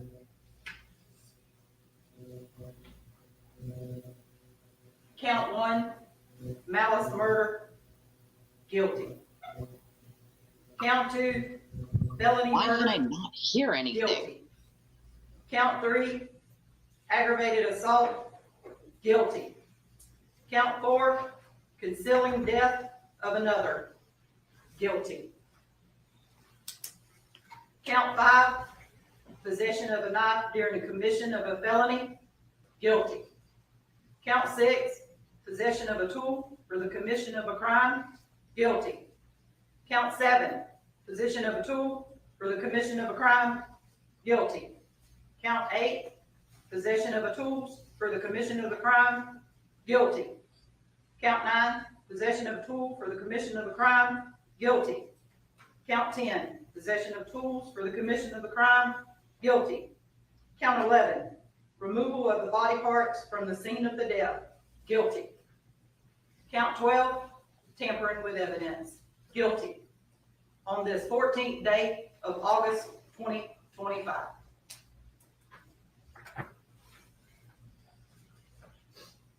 Do the attorneys wish to see the verdict to make sure that it's in proper form? No, Your Honor. And are there any objections to the form of the verdict? No, Your Honor. Are there any other requests before we go into another hearing? No request from the defense, Your Honor. If I can just have one moment, Your Honor.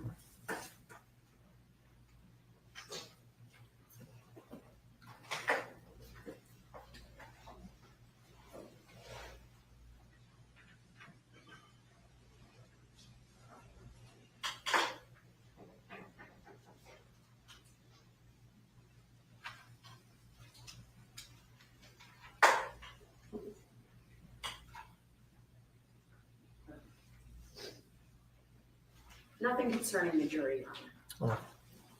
All right. And does either side wish to place anything on the record before I excuse the jury?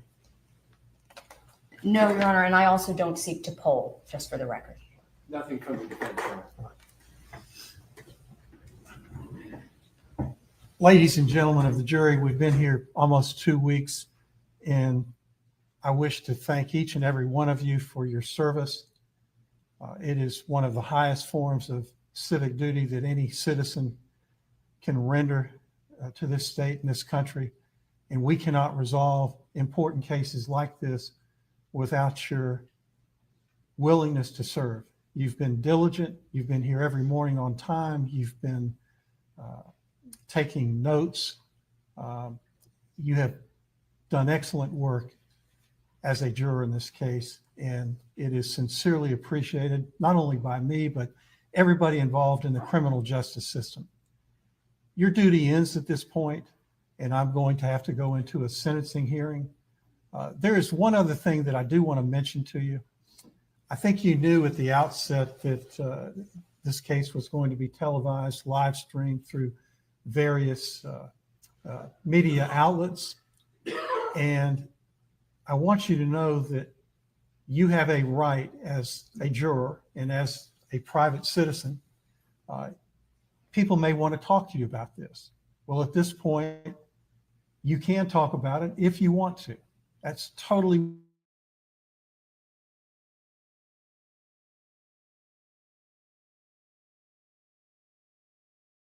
up to you. I have no control over that.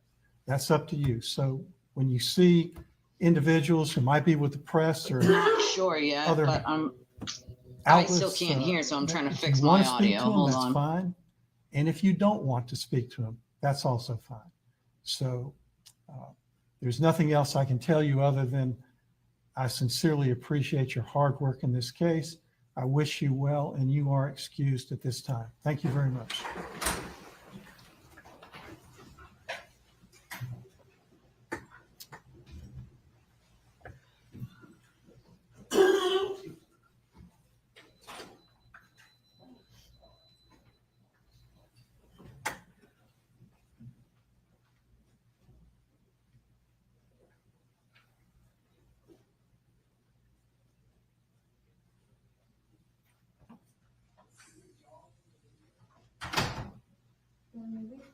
Yes, ma'am.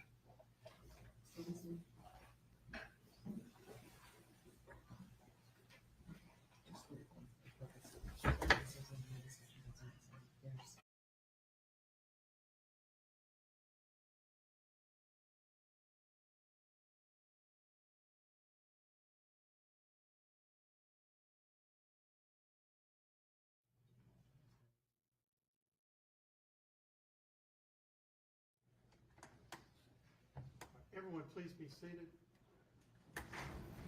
And I want to tell all of you, thank you very much for your service. The reason we select alternates is so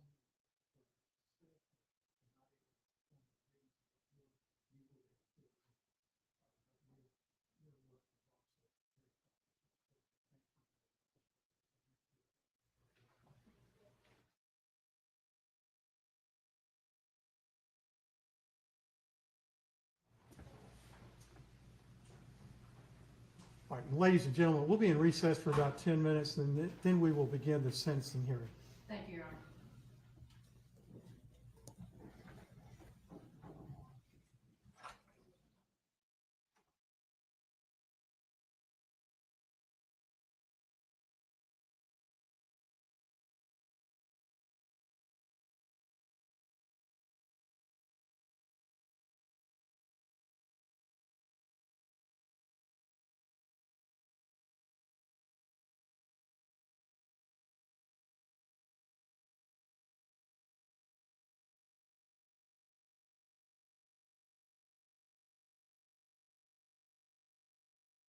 I still can't hear a damn thing, and I don't know why. Hold on a second.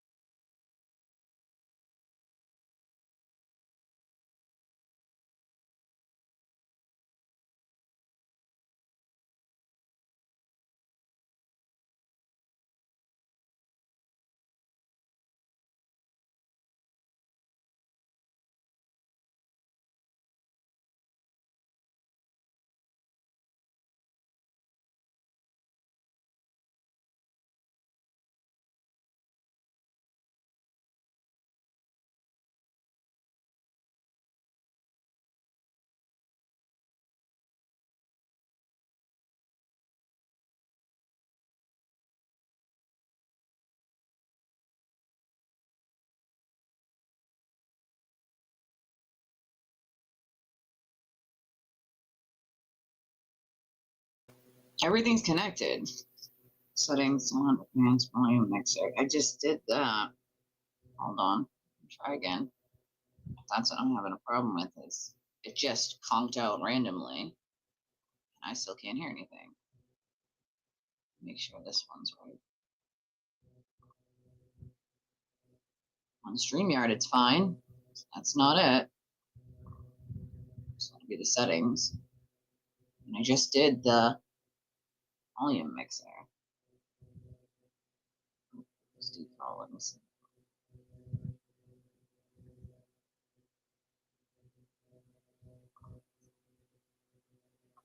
What's the options?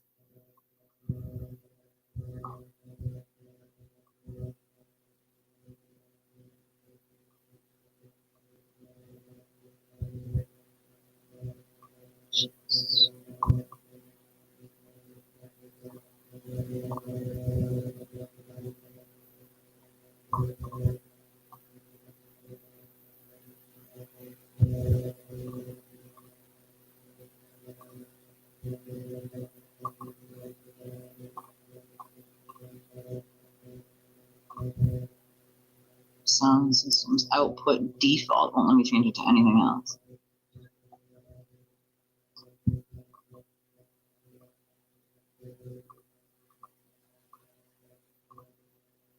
Soft edge.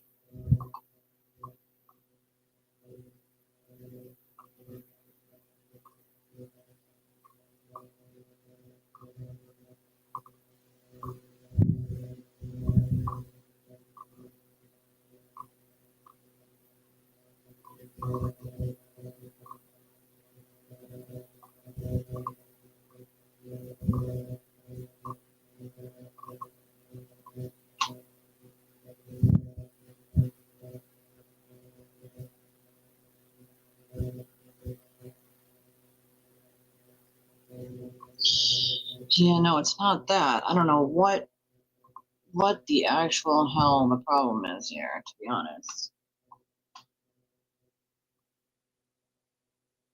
Let's see here.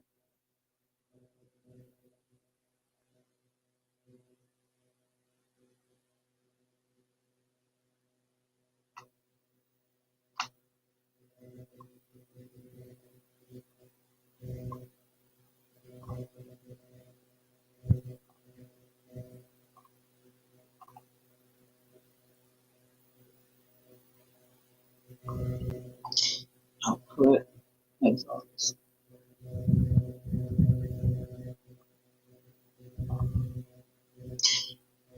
It's at default. Output Microsoft Edge default.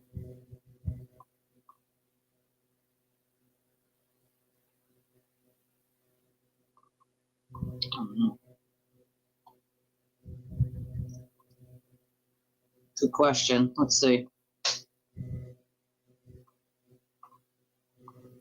Look at Chrome.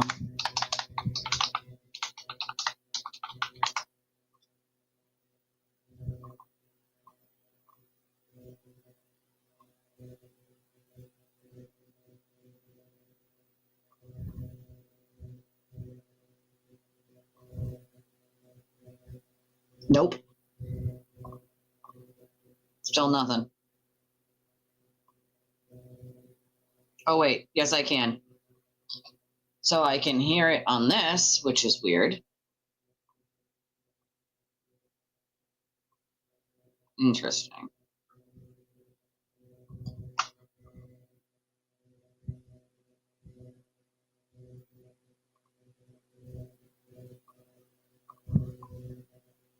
Why can I hear it on this? I can hear it on Chrome. Is that Chrome?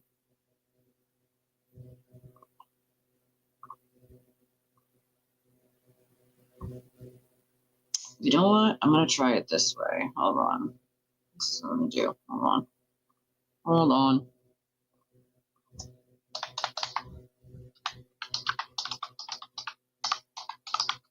Hold on a second, guys.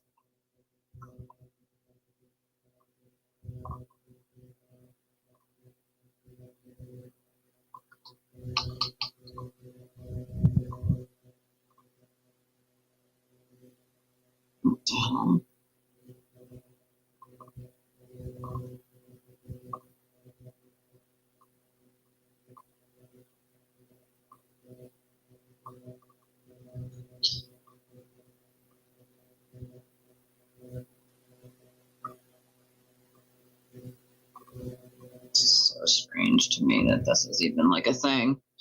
I'm having audio issues. I know there's no issues in court, but mine are audio on my end for some reason. Not really sure how or why.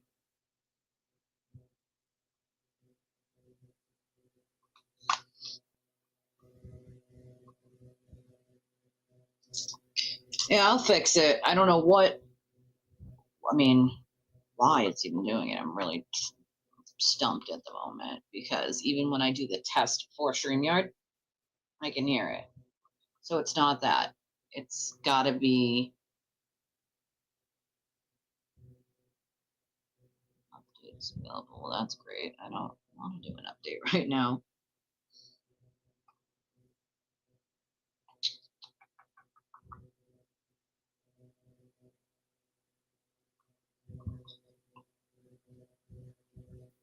I can hear in Chrome, which is the weird thing.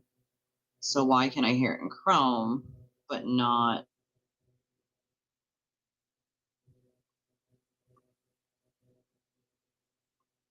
Edge?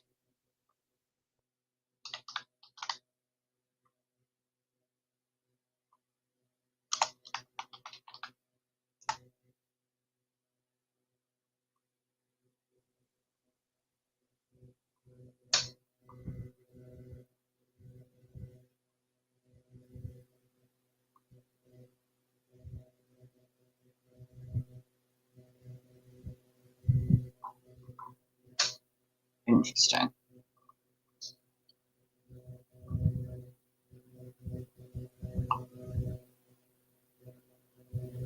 Microphone used by Microsoft Edge. Yes, thanks, Microsoft Edge. We know.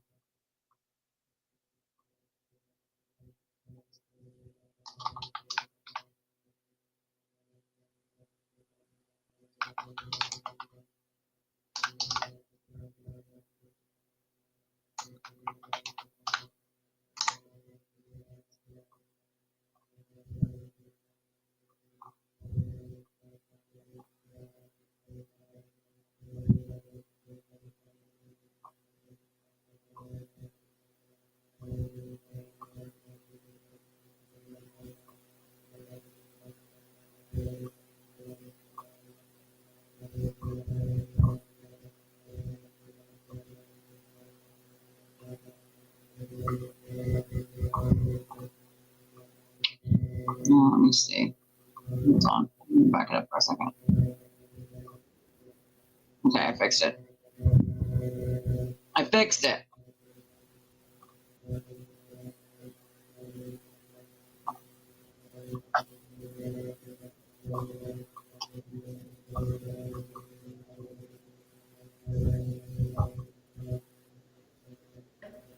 Sorry, I want to watch it State of again. Georgia versus Nicholas James Kassotis.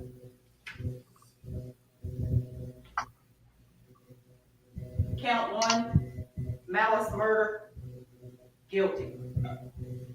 Guilty. Count 2, felony murder. Thank guilty. you. Count 3, aggravated assault, guilty. Count 4, concealing death of another, guilty. Concealing death of another, guilty. Count 5, possession of a knife during the commission of a felony, guilty.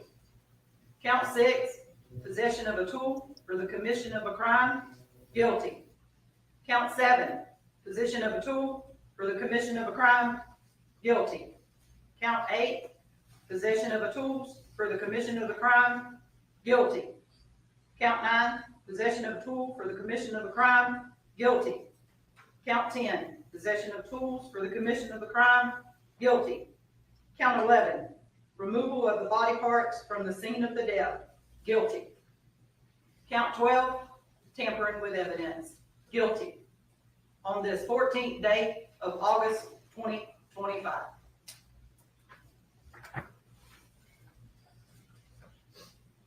Do the attorneys wish to So all see the guilty is verdict what to I make heard? sure that it's in proper form? 12? No. Oh, that. Are there any objections to the form of the verdict? No, Your Honor. Are there any other requests before we go into another hearing? No request from the defense room. If I can just have one moment, Your Honor.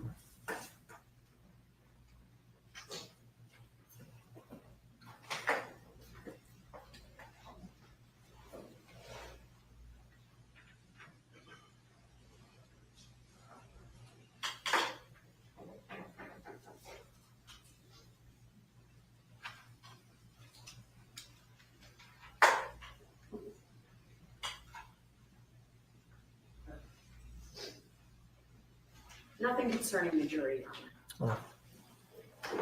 And does either side wish to place anything on the record before I excuse the jury? No, Your Honor, and I also don't seek to poll, just for the record. Nothing from the defense room. Ladies and gentlemen of the jury, we've been here almost 2 weeks, and I wish to thank each and every one of you for your service. It is one of the highest forms of civic duty that any citizen can render to this state and this country, and we cannot resolve important cases like this without your willingness to serve. You've been diligent. You've been here every morning on time. You've been taking notes. You have done excellent work as a juror in this case, and it is sincerely appreciated, not only by me, but everybody involved in the criminal justice system. Your duty ends at this point, and I'm going to have to go into a sentencing hearing. There is one other thing that I do want to mention to you. I think you knew at the outset that this case was going to be televised, live streamed through various media outlets. And I want you to know that you have a right as a juror and as a private citizen. People may want to talk to you about this. Well, at this point, you can talk about it if you want to. That's totally within your discretion. It's my understanding that some of the media outlets may be outside. They may want to speak to you. Obviously. That's solely up to you. I have no control over that. That's up to you. So when you see individuals who might be with the press or other outlets, that if you want to speak to them, that's fine. And if you don't want to speak to them, that's also fine. So, That's right. There's nothing else I can tell you other than I sincerely appreciate your hard work in this case. I wish you well, and you are excused at this time. Thank you very much. Good job, jury. Got it right. Yeah, I didn't think it was great either. I wonder how much he was paid is the question. The attorney, his attorney. Shaking his head. Like, bro, did you expect anybody to believe your Jim McIntyre story? I mean, come on. Really, though? That's just crazy. That's crazy. Yes, ma'am.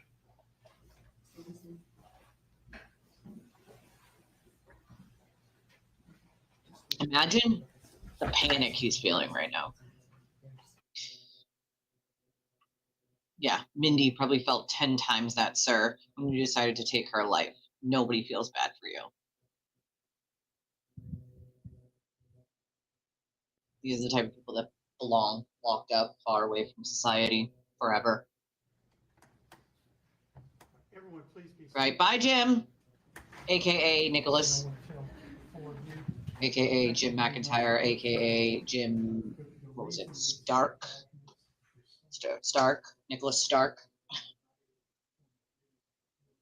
Remember the 7,500 other fake names he used and created in his own mind? Just like his storytelling. First of all, I want to know why Sony paid him, what was it, 300, 400 grand for a short story that he sold? Like, if he can write a short story we'll be in recess for about about 10 much, minutes, and anyone then can. we will begin the sentencing hearing. Thank you, Your Honor.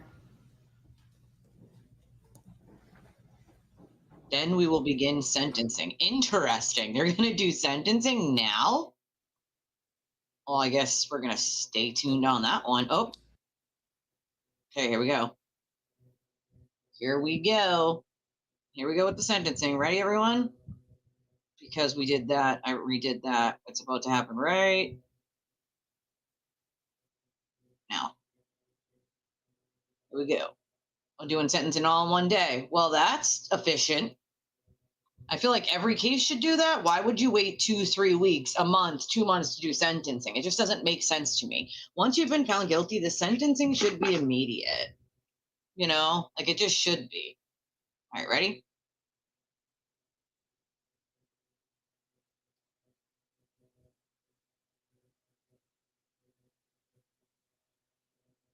I'm trying to get it right at the part where he starts. So hold on, give me a second.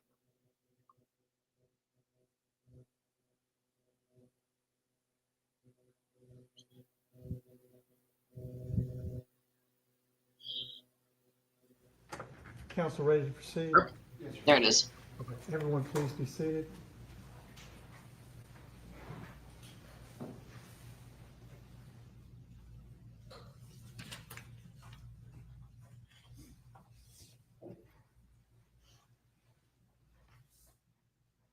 All right, in case number 2024 R67. Speak up, Judge. The jury, having reached a verdict of guilty as to all 12 counts in the indictment, is the state ready to proceed with sentencing? The state is ready to proceed with sentencing, Your Honor. Is the defense ready to proceed? Defense is ready to proceed, Your Honor. Does the state have evidence in aggravation?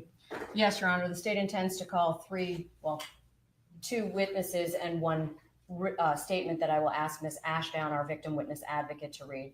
So the state would call, would the court like me to proceed? Yes, ma'am. At this time, the state would call Megan Mevin to the stand.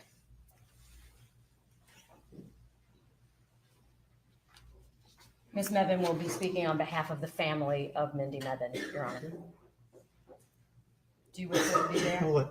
She might be more comfortable just sitting up there.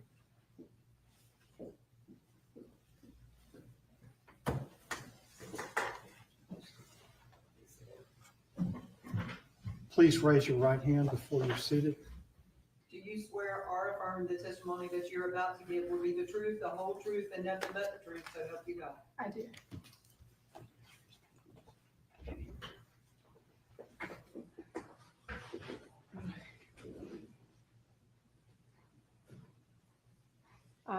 I just ran up the stairs, so sorry if I'm. Just hold on. Just catch your breath. Okay, let's see.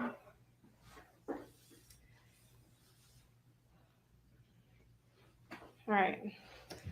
I've kept up with the entire trial and decided to drive 3 hours this morning to be here because I couldn't let this chapter of my life end without at least saying something. Unlike you, I have cried a lot over the last few weeks.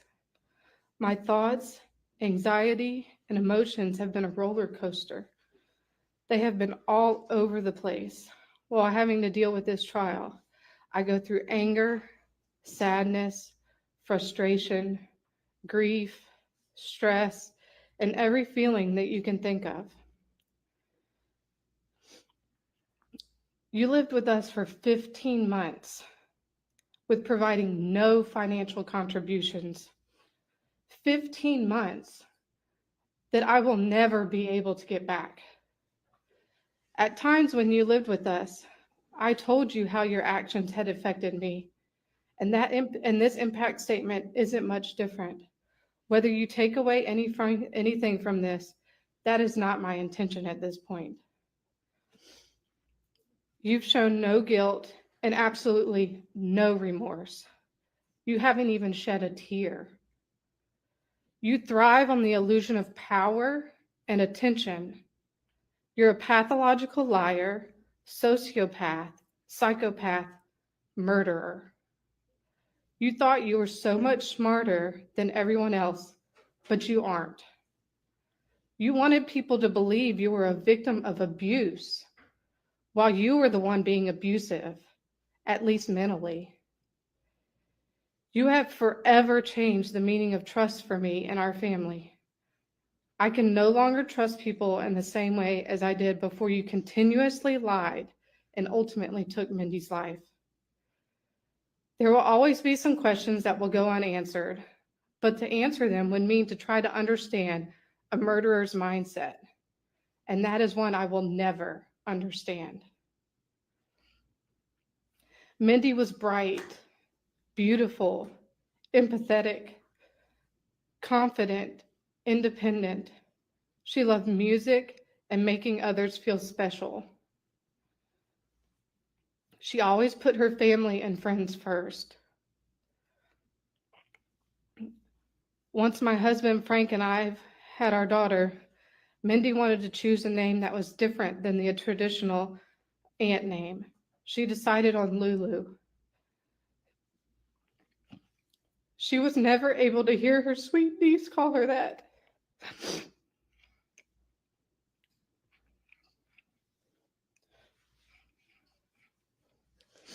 My daughter was 5 months old when y'all moved in.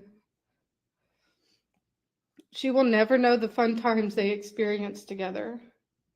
I'm thankful my daughter does not remember the 15 months you lived with us and sat right next to her at the dinner table. My daughter will never be able to experience the love her Aunt Mindy would have continued to give her.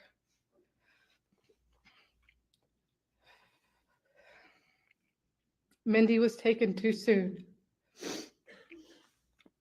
No one should have to live through the violent and gruesome murder of a family member. You're a very evil man. When I learned the news of what really happened to Minnie, Some of my first thoughts were that I couldn't believe that evil man lived in my house in a bedroom next to my 5-month-old daughter. You have no remorse for what you did. This loss has impacted so many beyond our family. The emotional wound you have caused will never heal. We have comfort knowing she is in heaven now, free from the trials and scars of this earth. We have overcome hatred, darkness, and evil. She is looking down on us now, being proud of how we have overcome. We are done being victims. We are taking back our lives. Since I'm a science person, I'm going to quote Isaac Newton. Every action has an equal and opposite reaction. Our family believes you deserve the maximum sentence, life without the possibility of parole, because Mindy doesn't have a parole. You deserve to sit in prison for the rest of your life and think about Mindy every single day. Thank you, Your Honor. Thank you.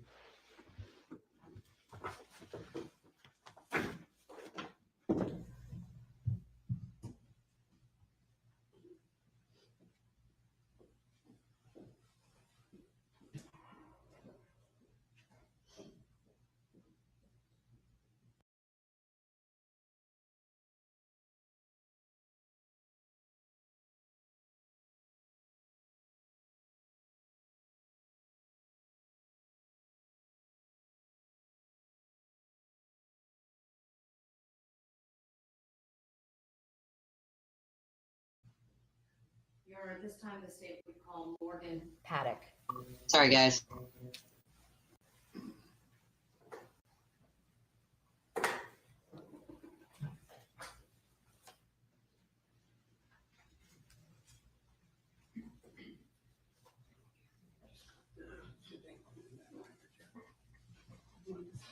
You can raise your right hand. Do you swear or affirm the testimony that you're about to give will be the truth, the whole truth, and nothing but the truth, so help you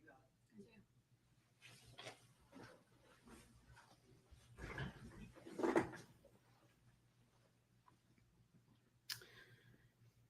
There are people literally all over this world that have been impacted by Mindy's life, and I'm here to speak on behalf of them. I always say my worlds collided with Mindy. Not only was she my high school friend, but after moving to Savannah, all of my college friends became her friends too. My roommates became her roommates. My church group became her church group. This entire trial has rightly been focused on what happened to Mindy, but Mindy was so much more than what happened to her. She was a bright light, vibrant, generous, funny, caring, a defender of others, passionate, trustworthy, and so much more. If anyone in her life would have been in her position, she would be standing right here today speaking for them. Nick, you slowly and strategically tried to dampen her light, isolating her from the people she deeply loved, robbing her of time, laughter, creating memories and peace, always living in fear and isolation. She loved you and trusted you to tell her the truth, to protect her, to live out your marriage vows. And yet you were the one that she needed protection from. Her death has had and will have an eternal impact on those that loved her. There are dinner tables and holiday pictures and memories that will be absent of her. There are little girls growing up without their fairy godmother. There are friends who will always ache to dress up and go out for drinks again. Email inboxes void of her opinions on the latest happenings in politics. Friends who can't expect her to stand with them in their proudest and hardest moments. Friends who won't have her in the audience of their concerts or harassing them for their latest released music. My everyday life in Savannah is now filled with the awareness that my friend was living and suffering within walking distance of my house. And I never knew. I will never be able to drive down 65th Street, go to a Smoothie King, pick up meds at CVS, or buy tennis shoes at our local shoe store without being haunted by the fact that you were frequenting all of those places for 5 months while my friend of over 20 years was suffering in fear and isolation as I drove mere feet from her driveway. But it's not just me and her friends that will miss out. This entire world is impacted by the ending of her life too soon. There are compelling women whose stories she will never get to tell on her podcast. There are strangers who will never know the beauty of the sound of her laughter or the impact of her most fiercest eye roll. Your conviction can't bring her back. It just means that you can't do it to anyone else. But every person you heard from on the stand and the many who are watching right now from a distance will never stop keeping the truth of who she was and her memory alive. You may have taken her life, but you will never be able to take her legacy, and she would want you to know that today.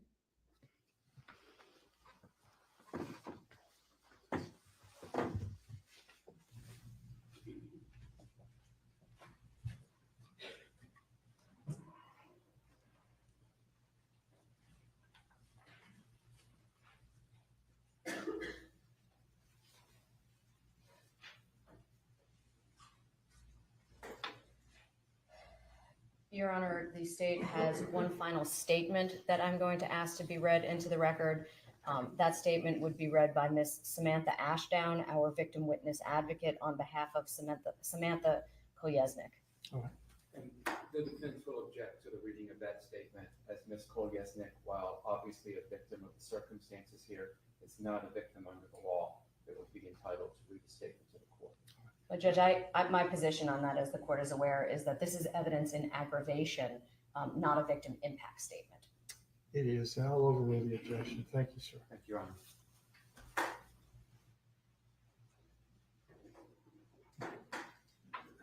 Yes.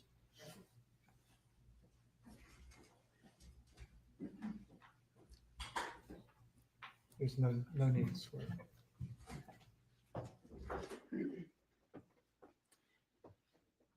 To the court and to the Honorable Judge Rose, my name is Samantha Kolesnik, and I am a victim of the defendant, Nicholas Kassotis, aka Nicholas Stark, the latter of which is the name he used while victimizing me in Pennsylvania. You were able to hear my testimony against Nicholas during this trial, and you were able to hear and see my pain and my tears firsthand. I recounted his horrible acts of deception against me. I trembled taking the stand to testify. It was the hardest thing I've ever had to do, but I did it because I feel Nicholas is a true and constant danger to everyone he meets. I feel that if given the chance, Nicholas will continue to exploit, abuse, deceive, and harm others. I testified knowing I would be filmed against my consent and that I would be humiliated in admitting I was defrauded by a man I met online, and that my privacy would be forever gone. I testified anyway because I strongly feel and believe that Nicholas is a danger to society and that he must be held accountable. Ms. Bayo, ADA for the prosecution, mentioned ripples from Nicholas's dropping stone as an analogy for an impact of his choices. I am one ripple. I have not been the same since I found out about his deception from Agent Sands, and I will never be the same again. On the date of his arrest, when Agent Sands of the GBI told me Nicholas Stark was not his real name and that Nicholas had been lying to me, my entire world turned upside down. My sense of trust shattered. I felt humiliated, deceived, traumatized, and unsure if I would ever be able to feel joy or hope or trust again. I also felt stupid and will continuously be called stupid and gullible by some in the public eye as a result of trusting a man who was once a naval officer, a JAG, an employee of the Pentagon, a man who had every opportunity and privilege in life. Everyone trusted Nicholas, and he knew it, and he privately relished and delighted in lying to them and in abusing that trust. He is a man who delights in deception, a man who thinks he's smarter than everyone in the room he walks in. I also felt terrified beginning on the date of his arrest and thereafter, and will forever be haunted by what he would have potentially happened to me if the GBI and Detective Jack Frost's team had not tracked, found, and arrested Nicholas Stark, aka Kassotis, when they did. I fully believe Imagine, that Holly. the wonderful law enforcement agencies of Georgia saved my life that day, and I will be forever grateful to them for saving me from the evil man who goes by many names, one of them being Nicholas Stark.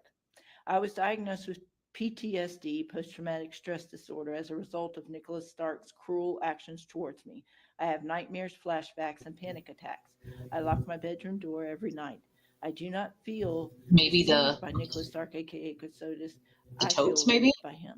Sunk I in? was not allowed to consent to a romantic and In the intimate courtroom? relationship with Nicholas because he lied about his entire identity to me. I don't think There I've ever was shopped at no Lowe's, actually. opportunity for true consent, and he ensured that with his vast network of lies. This is called rape by fraud, but unfortunately is not recognized in Pennsylvania, so all I could do was pursue an annulment on the basis of his fraud.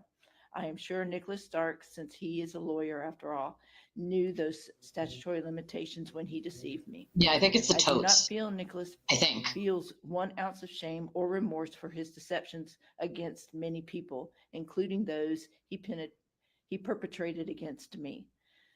He has sat in this courtroom and has attempted to make every mockery of it with his smug expressions, his arrogant demeanor, and his lack of tears as his victims, one after the other, have talked about how he deceived them. I beg and implore and plead to the court, please give this man the maximum sentencing. And please, if at all possible, by sentencing protocol and legislation, please do not allow this man to do paid interviews or in any way profit from his crimes. Nicholas, Bingo. due to his sick need for control and his sadistic desire to humiliate and defraud others, will absolutely try to profit off his crimes in prison. Please do not allow Nicholas to write books or to sign movie deals or even take paid interviews. He must not be allowed to extract any more from the victims than he already has taken so much. I also ask that he not be granted any chance for parole. A man who lies as much as Nicholas has and will always be a danger to society, especially the most trusting and vulnerable among us. Sincerely, This Samantha isn't a Colette. death penalty case, but I don't know. That's a good question. I'm not sure if Georgia is a Those are death the penalty only state or evidence of, not. aggravation that the state intends to present. Do you wish the state's argument, or do you wish to have I'll wait mitigation till I hear first? from the defense. Certainly not. Does the defense have any evidence in mitigation? Just like to present the defendant's mother to testify in English. You may. No, she is not going to do that. Oh, I'd be embarrassed if I was that mother. So, two witnesses, Your Honor. Defense calls Wayne. The father is actually going to testify for him? That's fine. Oh, boy. Can we swear you in, sir? Oh, absolutely. Do you swear or affirm the testimony that you're about to give will be the truth, the whole truth, and nothing but the truth? So help you God. Absolutely. Good morning, Your Honor. Yes, sir. Heard a lot of things in this. Georgia is a death penalty state, by the way. Last It is. over 2 years This isn't a have been hell for all of us. death penalty case, though. Nicholas. Although I don't agree with the verdict that was reached in this court that the jury reached, I do. I'm respect the stunned. Process. He believes this cockamamie story? They have no idea who Nicholas was. Nicholas is a kind, gentle man that has touched thousands of lives, both as a civilian and as a military person. Nobody saw pictures of him helping underprivileged children in South America. I don't know what to as a say. naval officer. Sir, Nobody saw him your son murdered his wife. as he Sir. was growing up. He is truly a wonderful, kind person. And from the beginning, when this all broke, from the lies that Agent Sand told the family members, Come on. we Yeah, the agents never lied. believed that this was possible. and we still do not believe that this is possible. We know the person sitting there. Our son is a No, kind you and don't. gentle person No, you don't. that would not do this. And there's really no evidence that showed that he did. There is. You just happen to be at the dump site. Be considerate and look at the man who he is and who always will be. Who he is, they are. Please. Thank you, Or in jail. Mr. Kassotis. Thank you very much. The defense calls the defendant's mother, Mindy Kassotis. Oh, these poor people are making Ma'am, you're fools of welcome to themselves. Stand here, or you can go up there. Stand here. If you please raise your right hand. Do you swear or affirm the testimony that you're about to give will be the These people are truth and nothing but brainwashed. They're making fools of themselves. I can't believe they're doing it. Your Honor, I would like to say first how incredibly sorry we are for Mindy's family that they had to go through this. We have never spoken since we heard the news of Mindy's death, but we feel incredible sympathy for them that they lost their daughter. But Nicholas was not responsible for this. We know him to be a kind and gentle person. Oh, lady. As you know from the testimony, we How have embarrassing. not been in touch with him for years through circumstances beyond our control, and every member of our family suffered Exactly. as a result of You don't that. know him. People missed him For so years. desperately. My mother said she had never gone a Christmas without seeing or hearing from him, and suddenly he was gone from our lives, and we had no idea why. He is a good and kind and gentle person. The thought that he could take someone else's life is just unbelievable, honestly. I respect Believe the it, lady. jury's work that they did, but His car they was got there. this one wrong. The dump I'm site. sorry. Come on, man. Thank you. Thank you. No, ma'am, you got this one wrong. Anything else, Mr. Johnson? No, Your Honor. All right, this time I'll hear argument from counsel. Your Honor, may I? You may.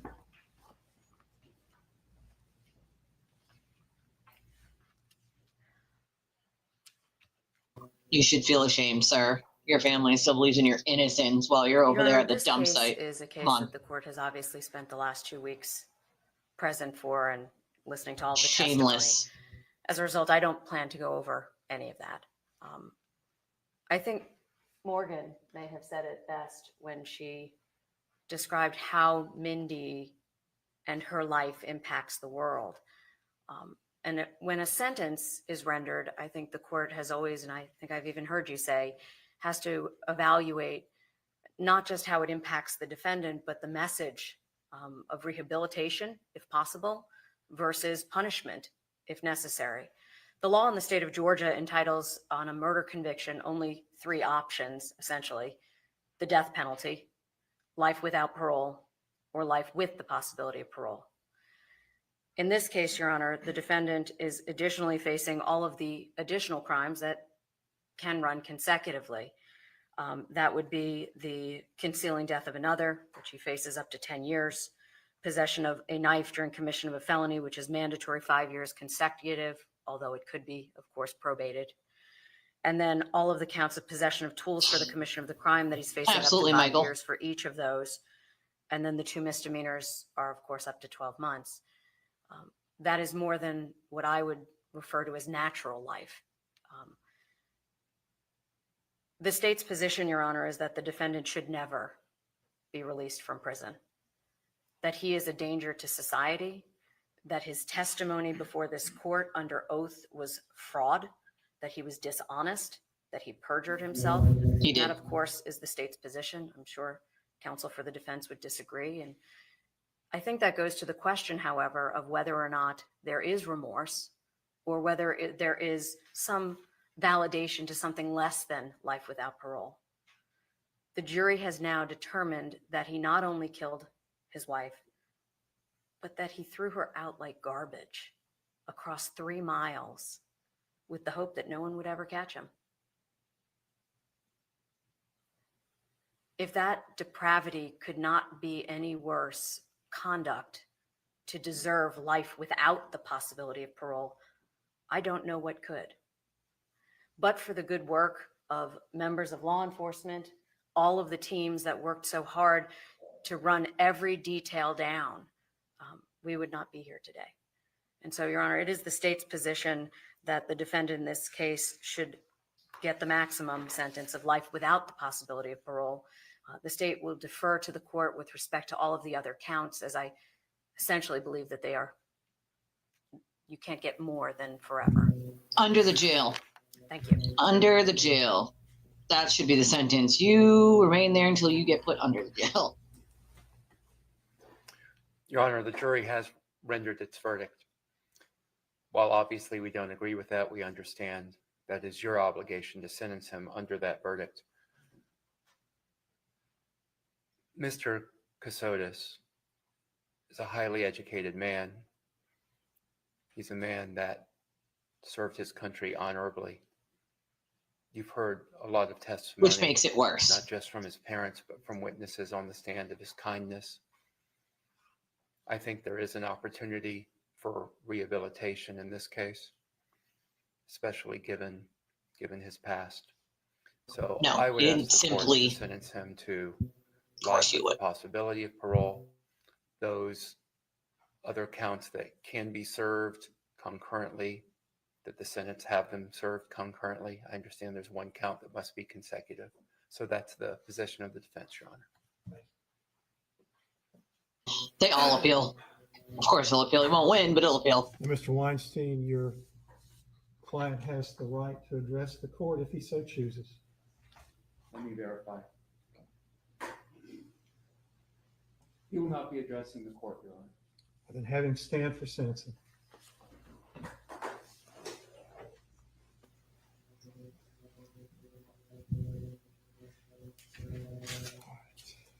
Judge knew what he was going to do before these arguments. Let's get real. They know right in here what Mr. they're going to do. Kassotis, a jury of 12 citizens in Liberty County, Georgia, has now determined beyond a reasonable doubt that you are guilty of the offense of murder, along with 11 other counts. In an hour and 17 This jury minutes. has spoken very clearly.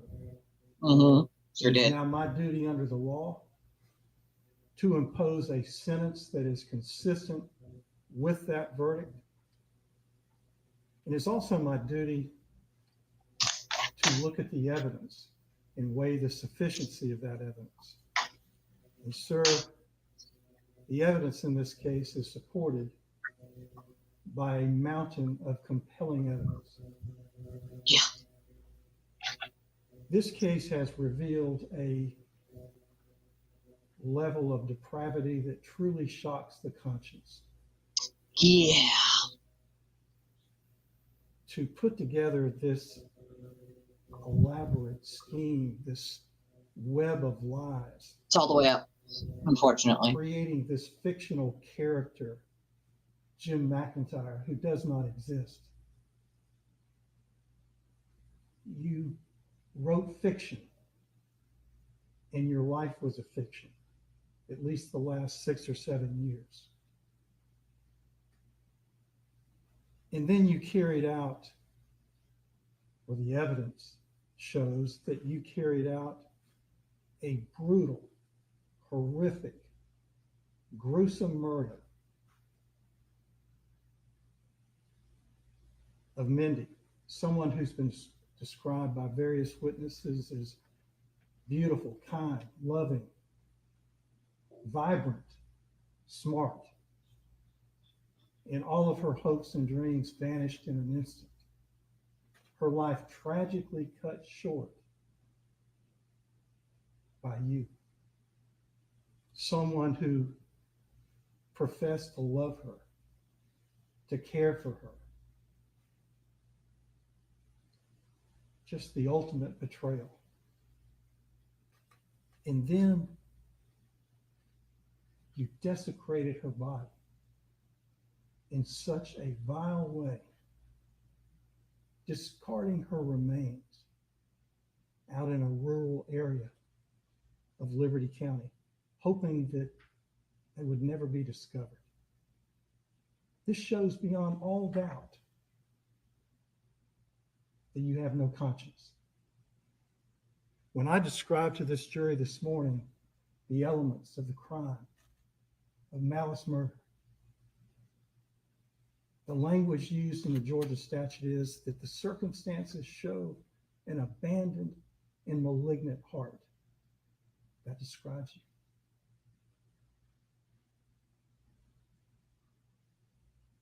Love this judge. You have caused so much harm to your own family. Your own families to police are all bullshit. of those who have been impacted So sad. by your deeds.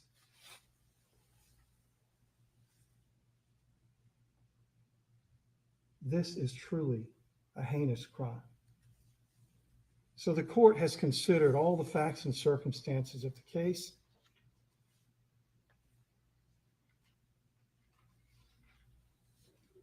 And the court will now impose sentence that reflects the gruesome nature of your criminal conduct. As to count one, malice murder, the court hereby imposes a sentence of life without the possibility of parole. Boom. Although you've been convicted in count two of felony murder, that count would merge into count one.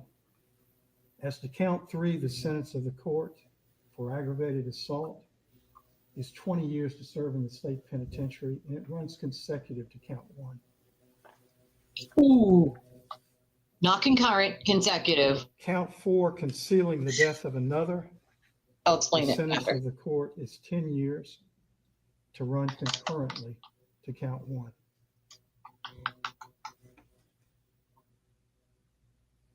Count five, possession of a knife during the commission of a felony. It's required to be consecutive. So the court imposes a sentence of 5 years consecutive to count one. Ooh. Not concurrent, As to consecutive. count six, possession of tools for the commission of a crime. Keep adding, yeah. The court imposes a sentence of 5 years to serve, and that shall Concurrent. run concurrently to the other counts. Court will impose the same sentence on count seven, 5 years to serve, running concurrently. As to count eight, possession of tools for the commission of a crime, again, the court will impose a sentence of 5 years to run concurrently. As to count nine, possession of tools for the commission of a crime, the court imposes a sentence of 5 years, again, to serve concurrently. As to count 10, possession of tools for the commission of a crime, the court imposes a sentence of 5 years to be served concurrently. Counts 11 and 12 are both misdemeanors.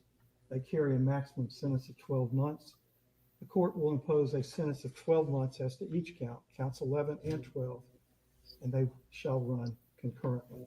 The totality of the sentence being a sentence of life without parole plus 20 years to serve.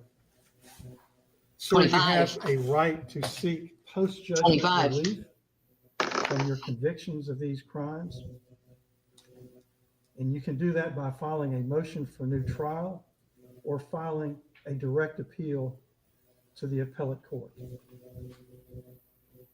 That will have to be filed within 30 days of today's date with the clerk of Superior Court in Liberty County, Georgia. If a motion for new trial is made and the court denies it, you will then have 30 days from the filing of that order to file with the clerk a notice of appeal to the appellate level.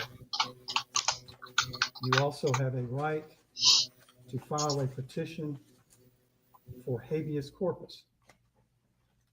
Not going to get habeas. And that would have to be filed within 4 years of the date that the sentence and judgment in this case is deemed to be final. If you cannot afford an attorney to pursue your appellate relief, a lawyer will be appointed for you, and I'm sure that Mr. Weinstein will discuss with you all of your appellate rights. Is there anything else that needs to be placed on the record before the defendant is remanded to custody? Your Honor, I just want to clarify, the court indicated life without parole for count 1, 20 years to serve consecutive on count 3. And then 5 years consecutive. So it's life Correct. 25. That is correct. I just want to make sure the record was. I misspoke. Thank you, Yeah, sir. 25. See, I was Mandatory by right. law. Correct. I just wanted to clarify. Yes, That's the only position of the state. he is remanded to custody. Bye-bye, sir.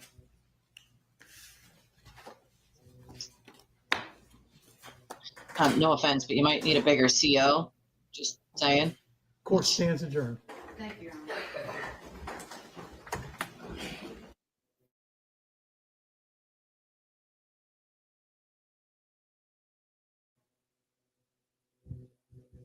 Sorry, we're buffering there for a second. Kind of want to see if the news stations pick it up after. Look at his family still sitting there. I'm still shocked that his mother and father actually got up there and said what they said. I can only imagine that they're that brainwashed, which is really sad. I mean, I've seen brainwashed people before, i.e. the cult, and a lot of those people are going to be, they're going to feel real shitty about themselves. I'm going to play it back, LG. I'm going to play it back because I feel like I'm so shocked that his parents actually got up there, and I'm just shocked. I'm like, I don't even know what to say.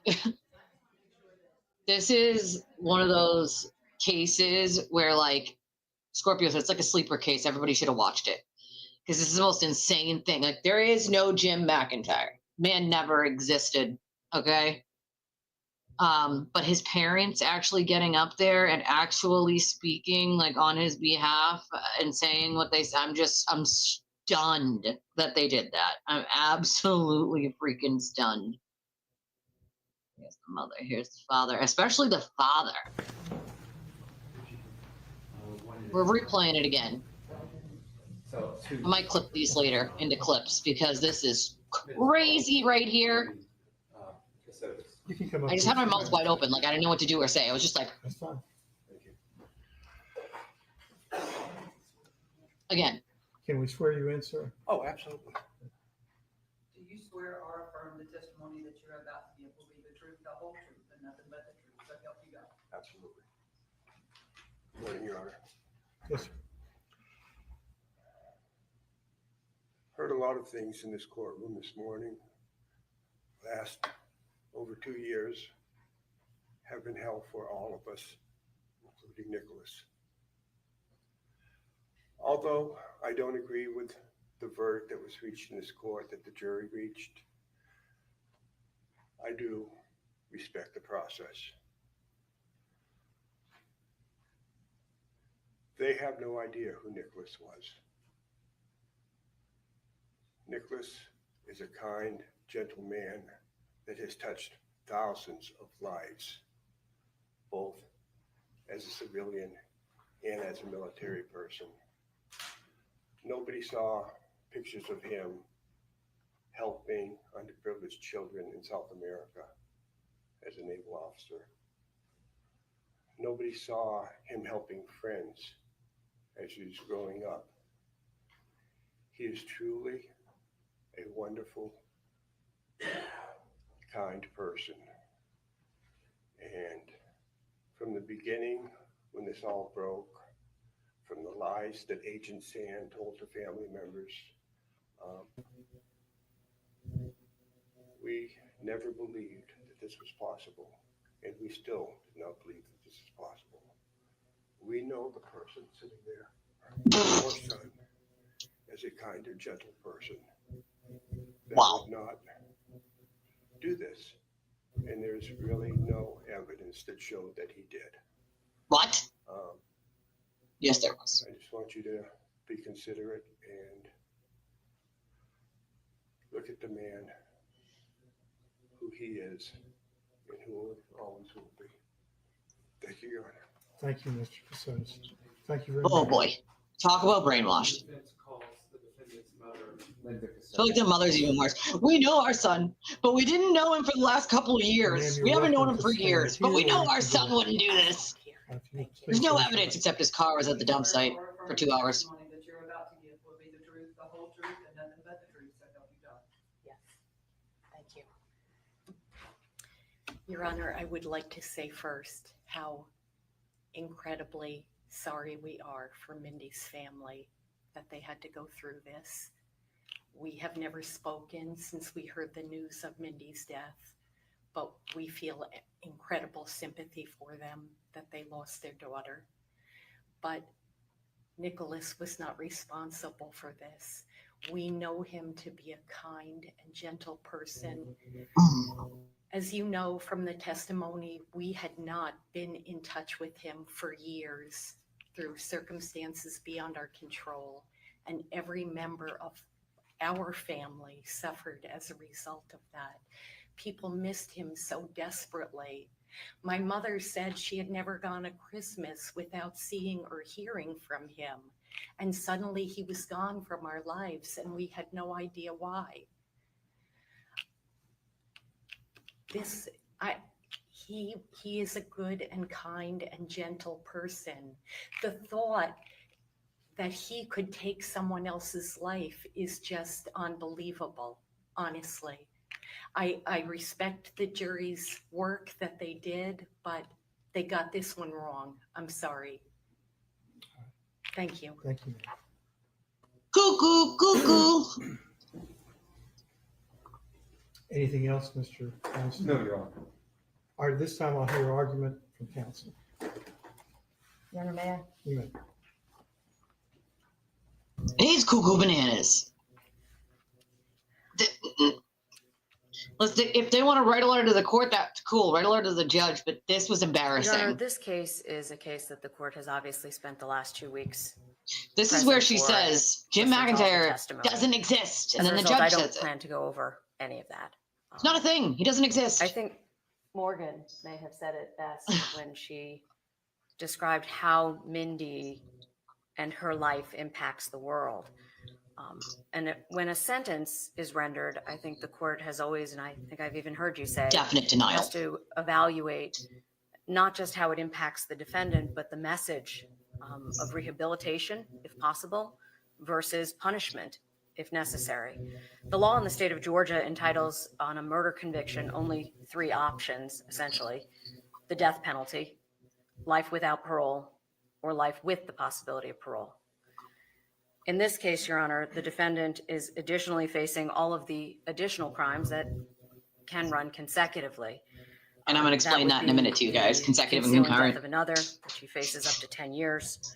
Possession of a knife during commission of a felony, which is mandatory 5 years consecutive. Got 5 for those. Although it could be, of course, probated.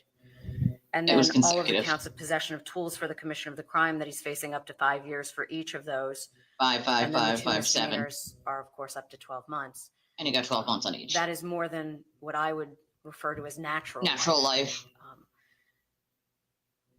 The state's position, Your Honor, is that the defendant should never be released from prison.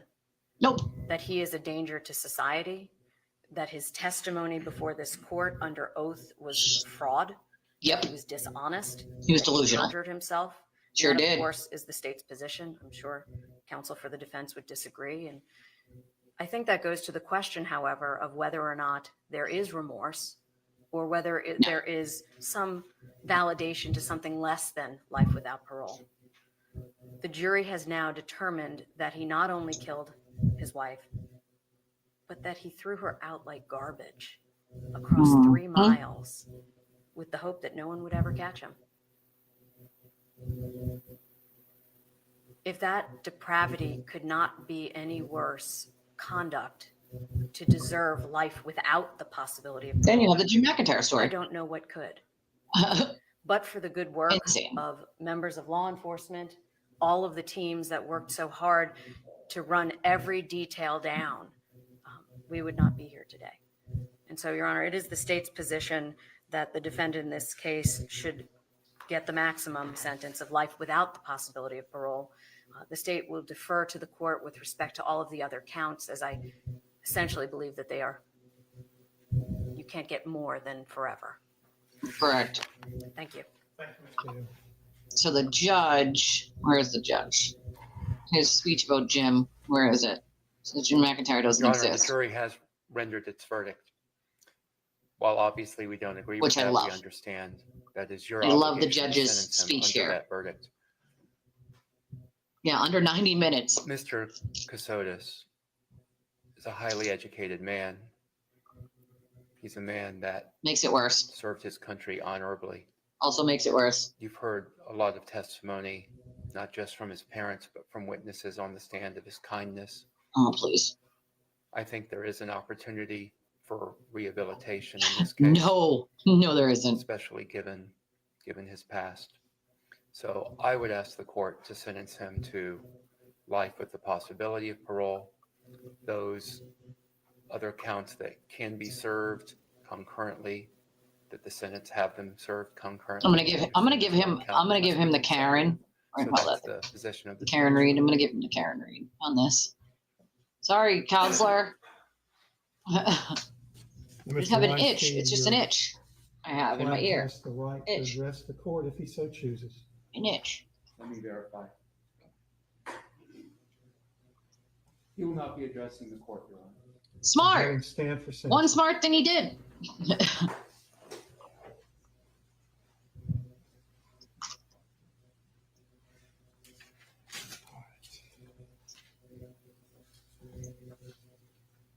Mr. Kassotis, a jury of 12 citizens in Liberty County, Georgia, has now determined beyond a reasonable doubt that you are guilty of the offense of murder, along with 11 other counts. This jury has spoken very clearly.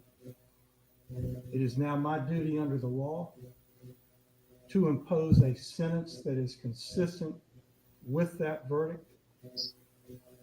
And it's also my duty to look at the evidence and weigh the sufficiency of that evidence.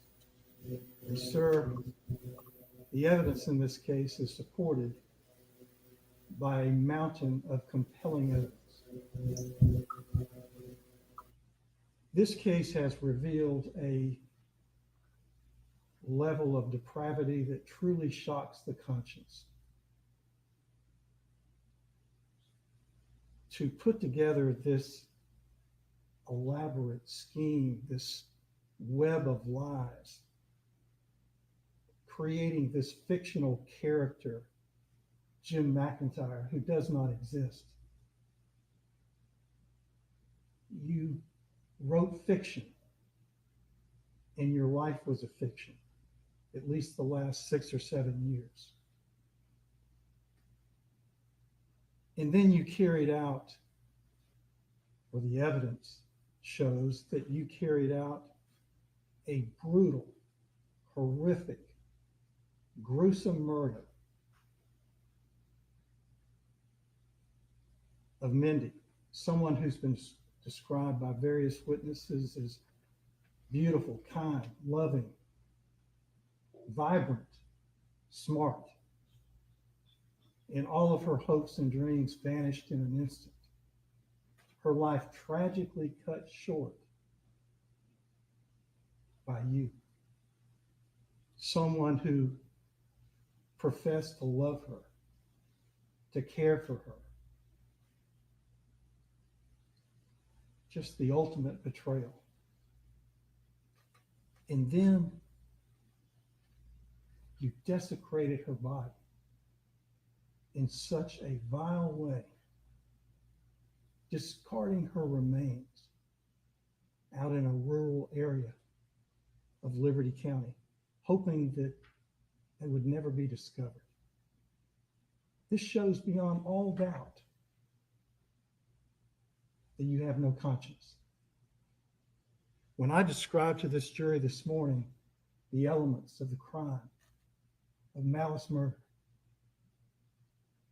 the language used in the Georgia statute is that the circumstances show an He knows he's in malignant heart. guilty of sin. That describes you.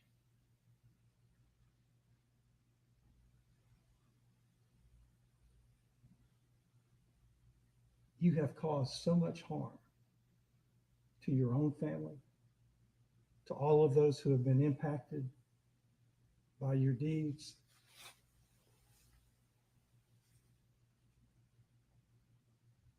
This is truly a heinous crime.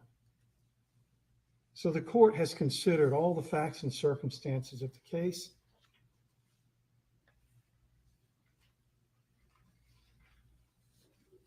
And the court will now impose sentence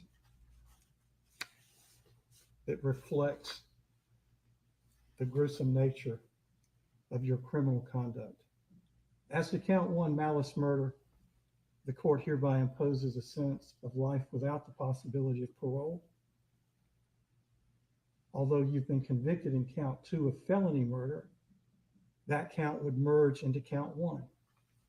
As to count 3, the sentence of the court for aggravated assault is 20 years to serve in the state penitentiary, and it runs consecutive to count 1. Count 4, concealing the death of another, the sentence of the court is 10 years to run concurrently to count 1.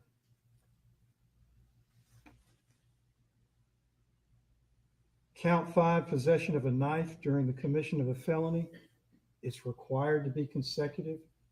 So the court imposes a sentence of 5 years consecutive to count 1.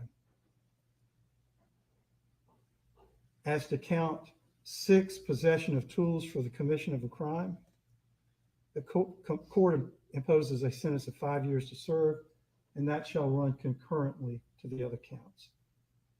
Court will impose the same sentence on count 7, 5 years to serve, running concurrently. As to count 8, possession of tools for the commission of a crime, again, the court will impose a sentence of 5 years to run concurrently. As to count 9, possession of tools for the commission of a crime, the court imposes a sentence of 5 years, again to serve concurrently. As to count 10, possession of tools for the commission of a crime, the court imposes a sentence of 5 years to be served concurrently. Counts 11 and 12 are both misdemeanors. They carry a maximum sentence of 12 months.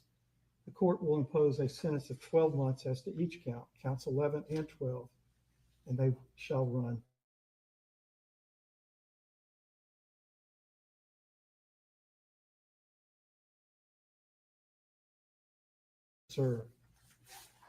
Sir, you have a right to seek post-judgment relief from your convictions of these He just crimes. tells him at this point he has a right to And you appeal. can do that by filing a Yada, yada, yada, yada, yada. Now, they don't show us anything newsworthy in any of this.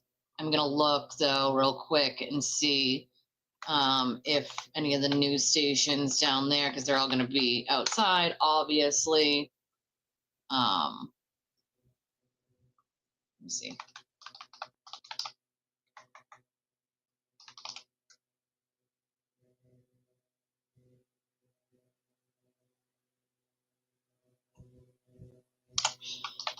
But I'll tell you the difference, right? The difference between concurrent and consecutive are this. Concurrent means that it can run together. So for instance, if you get 20 years on one charge and they say 5 years on another charge, and they say, hey, that 5 years can be run concurrently with your 20 years. What that means is they run together. So the first 5 years of your 20-year sentence, you're also doing 5 years for that second charge run together. So you're not getting 5 years added onto that 20. It goes with the 20. So for the first 5 years of your sentence, or even the last 5 years of your 20-year sentence, 5 of those years are for the second charge, right? That you got found guilty, you got 5 years on that. You still got to serve the full 20 of the original charge, but you're not going to get an extra 5 if it's running together concurrently. Consecutive would be you're charged on the first charge, you get 20 years. You get charged on the second charge, you get 5 years. You got to serve 25 years. Consecutive is what we call on and after. So 20 years, and another 5. They don't run together. They run separately, one and then the other. So you'd get a full 25 years. So in this case, the judge gave him, life without parole for the first charge. Okay. He got 20 years, and then he got another 5 that were running consecutive. So he got 25 years basically with no parole, just like life, and then another 25 years. So 50, no parole, and then concurrent, he got 5 years, 5 years, 7 years, 5 years, 5 years, and a year each. So 2 years on the 2 misdemeanors, which he got 12 months each for. So he got 2 years for those 2 charges put together. So, he's never getting out. That's simple. He's never, ever getting out. He has no option of parole. This is Mindy's mom, I believe, right here where I freezed it. I didn't even realize that I froze it on her, but the fact that he thought that he could tell this Jim McIntyre story on the stand nonetheless and outsmart everyone, as if people were actually going to believe that this fake FBI agent didn't exist, and that as someone who was in the military, as someone who had to pay attention to detail, wouldn't have noticed that things are not moving in the way that having the amount of education he had in law, being a prosecutor, again, JAG, there's no chance that you don't know whether somebody's an FBI agent or not, or that you find out that they're fake. You're not in witness protection. Why would they be paying for your stays? Why would they be charging your friend's card? How'd they get your card's information? Why are you borrowing that money off of a friend? Right? Like, come on. Yes. I used to remind people of that all the time, then I forgot. If you are in live chat, that's a good point. At the top, it automatically has you in what's called top chat, so you don't see everyone's comments. You have to actually go to the top of your chat and click the little drop-down menu and change it from top chat to all, which is I always do anytime I'm in someone's chat, because then I can see all of people's messages instead of just what YouTube considers the top of the chat. Thank you for that reminder, Heartstar, because I often forget now to remind people to do it. But no one on planet Earth is going to believe somebody with that much education who worked in the law doesn't know that the quote fake FBI agent is not fake, and that some cockamamie story about your dad being after you is something you would believe. Your wife, they tell you your wife dies, but you can't tell anybody where, what hospital, what doctor, what nurse.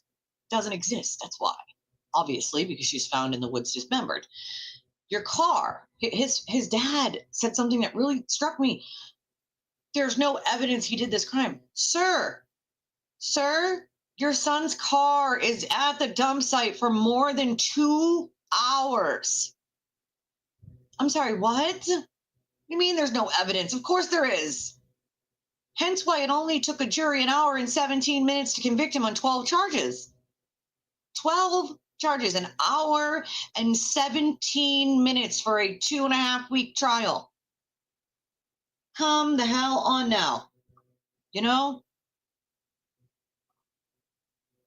I mean, not only callous, but the way he lied to her family and how foolish all of them must feel. I can only believe that he got, worse in his depravity in the last 6 or 8 years, and his family obviously had no contact with him because his mother says something like, we hadn't had contact with him for years, but we know he's such a kind and gentle person. Listen, there are serial killers that kill for over 10 years and their families don't know. Lady, I know you want your son to be that little boy, that you raised,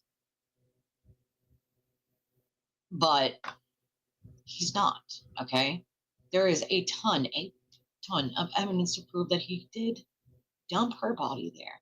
And if he dumped her body there, then chances are he's the one who her, right? Come on. Yeah, I saw his dad shaking his head at the comments that the judge made, and it's because he didn't want to hear it, okay? Jim McIntyre didn't exist, and the father is shaking his head like, nope. Sir, there's zero evidence of any any communication whatsoever with anybody who could even be construed as some sort of fake FBI agent. Okay?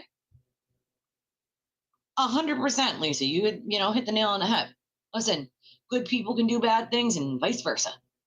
He might have been a good person at one point in his life. Somewhere along that, he snapped. Okay? Or maybe he was a shitty person deep inside for all this time. Who knows? But what we do know is that it took a jury an hour and 17 minutes to convict on 12 charges. What we do know is he's going to spend the rest of his life behind bars, and I really hope that he can come and make some peace and let his family go from this ridiculous conspiracy. But this goes to show you, if someone actually believes their own lies, how far they're willing to go with those cockamamie conspiracy theories and BS that they feed other people. If they think they're going to benefit off of it in some way, or it's going to help them, they will go to the bitter end with it. And I just want y'all to keep that in mind as we go forward with the Walsh case, with the Sewer Turtle Zone cases, with the wrongful death suit for Karen Reed, okay? As we go forward, remember, these people will hold on to these conspiracy theories until they're gone, okay? Till they're dead. They will hold it forever, because telling the truth isn't going to benefit them in any way, shape, or form. Would telling the truth benefit Karen Reed? No, it would not. Would telling the truth benefit the Sewer Turtle? Absolutely not. As a matter of fact, it would lose them an immense amount of money, number one, and support. The money isn't over here where the truth is. Unfortunately, that's just not the case, okay? The money is where everything is salacious, right? Where they can drag you in by making you think that there's something more to this story, and everybody needs to fight for that. I cannot drag you in by saying this is the truth, right? And it's unfortunate because most of the people that do speak up, and it doesn't matter what conspiracy theory it is, there are many, we still have people out there who are saying Brian Koberger is innocent. Like, the man just pleaded guilty, okay? You don't plead guilty to 4 horrific murders if you had nothing to do with them. Kind of common sense, right? Okay. So his next hearing is in September. It's like September 24th at 2 p.m. I have it written down. Yeah, it's unfortunate too, because that's exactly how it works. Appeal, they can appeal, and the victim's family have to deal with it again, and then it's on and on and on. And it's, could be years of appeals. It's a lot. It's definitely freaking a lot. You can bet probably will appeal, and it's, whatever. And sometimes the families will even clear out their entire bank accounts, put up their houses, their cars, all for someone who's guilty. And that's unfortunate, It's unfortunate, because what it does do is, for the people that actually are innocent, there are people in this country that get convicted of a crime they had nothing to do with. Okay? It happens. It does happen. All right? But the problem is when those cases happen and those people are found guilty, right, in a court, and they get up there and they say, I did not commit this crime. I am innocent of this crime. It is then used against them by the judge to say, yeah, well, they all say that, so you have no remorse, so we're going to give you the maximum sentence.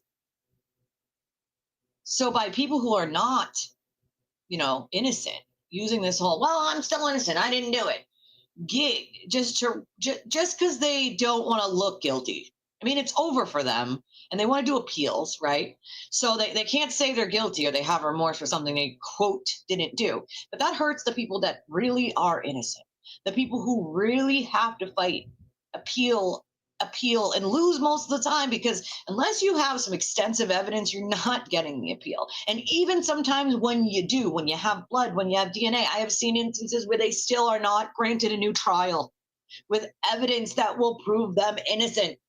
Okay? This is how insane the system is. All right? So for all the people that can't get out of jail for a crime that they didn't commit, when they scream they're innocent from the rooftops, no one believes them. And why? Because we have people like this who claim innocence when they're clearly guilty, and there is no doubt that they're guilty. They claim innocence, and it hurts the people who are actually innocent. And those are, not huge numbers, small numbers, I don't know anything about that case either. I don't know how long it's going to go on for either, that new one. But, listen, I will always fight for someone who I think is innocent of something, 100%, because I've lived corruption. I know that it exists, right? Like, I'm not anti-cop, but I'm not pro-cop either, because I've seen it both ways. I've seen great cops do great things. I've also seen shitty cops do shitty things. I've lived it. I have literally lived it. So when I say, I would have happily cheered for Karen if she was innocent. That is just not what the evidence showed. And all of the information that we had previous to that was just coming from Turtle Boy, and in turn was that we didn't know at the time came straight from Karen. And I think the even more concerning thing in that case is that all of the things that he was feeding to people, that Karen was feeding him straight from the beginning, right? Half of that shit was debunked later on. Things like the taillight was on top of the snow. And when it got debunked, like completely debunked to the point where he couldn't defend it anymore, he just stopped talking about it. And when people perpetuated those lies, he just didn't say anything because he needed them to still believe it, but he couldn't address it because it's debunked. There's pictures and video. It was not on top of the snow. It's underneath the snow.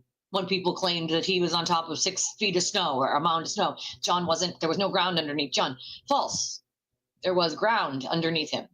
So like things like that were fed to people in the beginning to get them to believe this conspiracy, to get it to blow up, that came straight from Karen nonetheless. Okay. And because this was early on and they still hadn't gotten other discovery, they were pushing out this false narrative, and some of their false narratives started to fall apart when a lot of this discovery came to them because, well, now this thing that you have told him and he has told his viewers is not true. There's no missing library footage. There was no missing camera footage at all. As a matter of fact, none at all. That was completely debunked. Okay.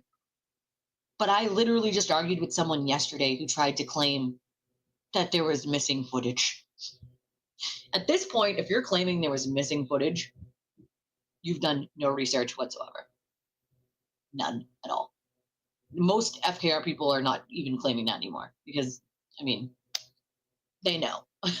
they know, right? They know that it's not true. The library cam footage, the missing library cam footage that never existed, that everyone was told about, right? These things that people were dragged in to believe in the beginning that ended up being completely not true. And when the evidence came out, it was like, shit, dude, now I got to reevaluate this because this evidence does not jive with this thing that we've been told. Those two things, and this is not evidence you can tamper with. It's not something that can be changed. So how do you mesh those things? You can't. It's right. Some of the things that Karen debunked herself, people are still arguing about. Somebody just 2 days ago tried to tell me, where was all the blood? Where? And how many times have I argued with somebody over this? Where was all the blood then? Where was all the blood? And I'm like, you're so foolish. Shame on you for not doing your research. Shame on you for not checking for yourself. Because Karen herself, and we have this screenshot, right? Herself came out and said, I don't know where people got that from. I don't know where people got, where's the blood from? There was a ton of blood. Blood was everywhere. I had blood all over me, right? She herself had come out and said this. Yet there's still people today arguing, where was all the blood then? Because that was a talking point that they were told by the sewer turtle, right? And then thousands of people are now still repeating it. So much so that someone else sees it online from one of those people and repeats it again without ever confirming that it's actually true or not. Karen herself debunked the Colin theory of John told on him for selling drugs. That never happened. That literally never happened. Karen herself confirmed in an interview that that never happened.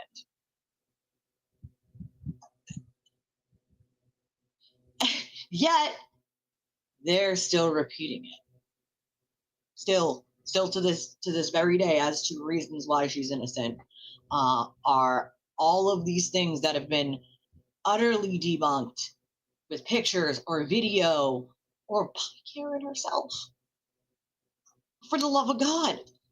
Yet we have people still repeating it. To me, it's like, damn it, if you're going to sit there and claim someone's innocence, okay, when they're being tried for murder, and you have the audacity, the actual audacity to then blame their family, their loved ones, their friends who have been convicted of no crime, charged with no crime, and an FBI investigation found no conspiracy, then do your goddamn research, because you owe it to the people that you're blindly accusing who have committed no crime to do your damn research and not just repeat things like a parrot that you heard online from an online blogger that would much rather lie 24/7 than he would admit any wrongdoing for anything he's ever done. Come on, man. You know? Oh my, for real. That's the most absurd statement that I've also, if I hear she was found innocent one more time, my brain might explode. FYI, let me just knock, knock, knock. Is anyone in there? Hello? FKR?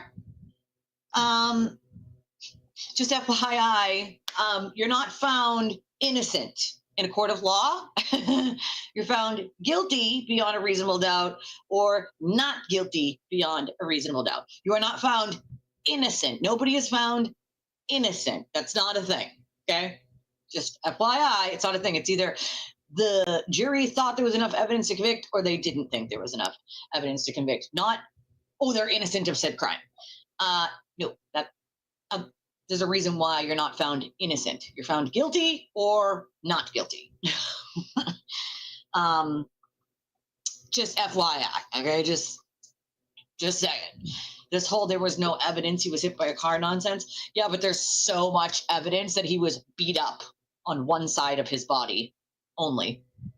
And a dog had no bottom jaw. And as a matter of fact, it must be missing teeth because the spaces were like this. And, you know, dog's teeth are like touching each other. So, I mean, maybe the dog went to an orthodontist and had spacers put in. Just saying. Maybe that's what it was. I mean, spacers and then like no bottom jaw. Also, I love the pig's ear. Well, the pig on his shirt is pig's ear. Someone get a psychiatrist for these people. Someone help these people, please.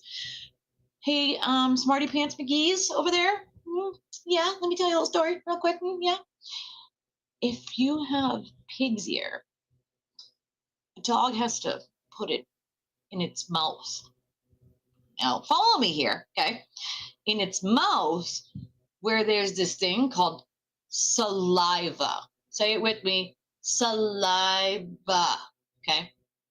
I'll explain real easy so you understand, okay?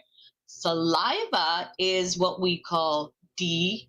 I feel like we're on Sesame Street right now. Say it all together, folks. DNA. Capital D, capital N, capital A. Right? So if the dog is eating the pig's ear and the saliva, aka slobber, is on it for it to transfer to a shirt, there's gonna be, I hope you're following me thus far, folks, DNA, you absolute fucking geniuses. No, it was really hard to follow. Just, if you didn't follow, go back, rewind, and like, try it again, FKR. Just go back and play it again. It's a very hard concept. It's a very hard concept to follow. But you need actual saliva to transfer that pig's ear because the pig's ear goes in the dog's mouth. So, yeah. The most absurd things that I hear that these people say, I'm like, where's the scarecrow? Didn't he get a brain from the Wizard of Oz? Can we borrow that for these people? Split it up a little bit. One piece of brain for you, one piece of brain for you, one piece of brain for you. Because, I mean, what in the actual hell is going on here? I know y'all have more than one brain cell to rub together. Saliva's DNA. Kind of how it works, you know what I'm saying? also that little scratch right on the nose that they tried to claim was from like punching in a fight. We find out from Karen's own mouth, she pulled a piece of glass from his nose. The only problem with that is she said that it spurted blood, and you don't spurt blood when you're dead. So when did you pull that piece of glass out? Also, the texturing data shows that down to the pretty much second, when that car backed up, and if I remember correctly, oh, that's right. Karen said she never backed that car up. Ever. Then the second trial, they asked her again, and she said, the data is the data. Because you can't argue with the texturing data and the data from inside of our car because it can't be tampered with. So, just saying. I'm just saying. I'm just saying. And there's just so many other instances, right? That's not the only one. And it's like, I know very well-intentioned, smart, decent humans that believed this vast conspiracy theory. And a lot of us believed that, you know, in the beginning, at least, that Aiden actually dug into this, that he was investigating this, and, you know, this is, sources were giving him information, and he was, you know, debunking things and not debunking things and doing what you would actually do when it comes to getting information. And then we find out later on that's not the case at all. We find out Karen's feeding him whatever narrative she wants him to say, and he's saying it without any real pushback. Couple questions of like, well, that doesn't make sense because now I'm doubting whether Colin was there or not. That should have been a doubt in your mind the entire time. He left before they ever arrived. Karen still fed you that, right? Knowing it was a lie. But yet, even with his being erased from this movie deal that Karen supposedly signed it, now they have made a creative decision to keep him out of the movie that Karen signed, the deal to keep him out, which I suspect is part of Karen's deal to sign on, is her saying to them, I will sign on to this, but not if you bring him on. Why, you ask me? Well, I shall tell you. The sewer turtle attempted to blackmail Karen Reed when he did not get a seat in the courtroom, when she would not save him a seat in the courtroom. And that is only after she told him not to go to his ex-girlfriend's house, and after he pretty much said whatever he wanted, including things she told him not to, and absolutely blew up her conspiracy in certain parts to the point where the cops were like, hey, you guys are working together to intimidate witnesses, and now they had a warrant to go get one of Karen's phones. And she was not happy about that because there was a lot of shit in that phone. She was unhappy. So, you know, she wasn't going to save him a seat in court. Why would she? He didn't listen. He keeps saying, doing shit that's hurting her. Why would she? She had to appease him during the trial, but she didn't have to appease him that much. And so he wasn't getting a seat. And, you know, Nick Rocco was going on court TV, and everybody kept poking him about it. Like, Nick Rocco's on court TV, and you're not. The problem with that is the sewer turtle got himself kicked off court TV. He's not allowed back because of his own actions. Nothing to do with Nick Rocco. Can't blame Nick Rocco. Nick was invited. And in the also famous text message where the sewer turtle says to Nick Rocco, basically, like, if I can't go on court TV, nobody else should. But out of the other side of his mouth, every night on his show, he tells people he's not the gatekeeper of the story. He's not the gatekeeper of that case, except he was very much gatekeeping behind the scenes, throwing hissy fits, having jealousy rages, you know, starting fires everywhere, all over the place with these people, and a jealous rage. That's what he had. He had a little bit of a jealous rage, went into a rage, got mad, and threatened Karen, saying he would go to Tully with everything because nobody was saving him a court seat, and Nick was on court TV, and he was getting the shaft, and everybody was ignoring him, and how dare they? Karen wanted nothing to do with him from then on. She had to deal with him for the second trial. She didn't really have a choice. So her attorneys appeased him a little bit, enough to keep him around and keep him shut the fuck up. And then the trial was over. And she no longer has to appease him. Yes, there was one of the photos that the defense used. So what they did was they filtered the wounds. They darkened them with a filter. They darkened the wounds to make them look like they were deeper. The original pictures show that they are exactly what the ME says, which is scrapes, scratches. They have no depth to them whatsoever. The defense used I don't even know why they were even allowed to use these in trial, to be honest. There must have been some argument about it. I don't know. And then obviously them saying like, oh, well, the ME is going to testify saying that they're, abrasions anyway. Whatever. The point is they made them look darker to spin the narrative that they were worse than they were, of course. Oh, you can bet he will eventually. Karen doesn't seem to care about that at all. Here's the thing. She can't be charged with murder again unless it's federal. And double jeopardy doesn't apply. So if they can find a way to charge her federally, they can. Will they? Probably not. But if they could, double jeopardy wouldn't attach. So, I don't know. So she didn't want anything to do with him. So after the trial, she's kind of like, now I'm absolutely done with this dude. I don't need him for anything. I don't want him for anything. He's a walking, talking Hiroshima bomb, ready to go off. I'm all set. So basically, she signs the movie deal and says, listen, guys, I'll sign the deal, right? But I want nothing to do with him being in this. I don't want him around. I don't want that part of the story in here because it takes away from moi, right? And so they make a creative decision to keep him out, which he gets pissed about. Then CrimeCon. He is not invited to CrimeCon, and he gets very upset. Here's the problem with that. You're not a crime channel, sir, nor have you ever been. You trying to be a crime channel now just shows everybody that you're a grifter. And it's funny because he points the finger at everyone else as a grifter. Everyone but himself, of course. Everyone's a grifter except him. Everyone's grifting off someone, He tries to say Joel's grifting off his mother because Joel wrote a book. So did everybody who write a book about their life story, their family's life story, are they grifting? No, they're writing a book. That's actual work there, bud. Number one. Number two, didn't you grift off the Karen Reed case? Just saying. So if you're going to call everybody a grifter, point the finger back at yourself, okay? Let's get real here. Let's be honest, all right? Every creator is going to make money, and they should. But pretending you're now a crime creator because you made money on a crime case shows the world you're the ultimate grifter. I was already a crime channel. Always have been. He is not, okay? He wants to drag Sandra Birchmore into this so badly. The problem is they're two separate cases that really have nothing to do with one another. Other than the Massachusetts State Police taking over the case, which in the state of Massachusetts is law. They take over any unattended death cases. So, and other than the reason that other than the fact that she lived in Canton. So they're the ones who had to go do the welfare check.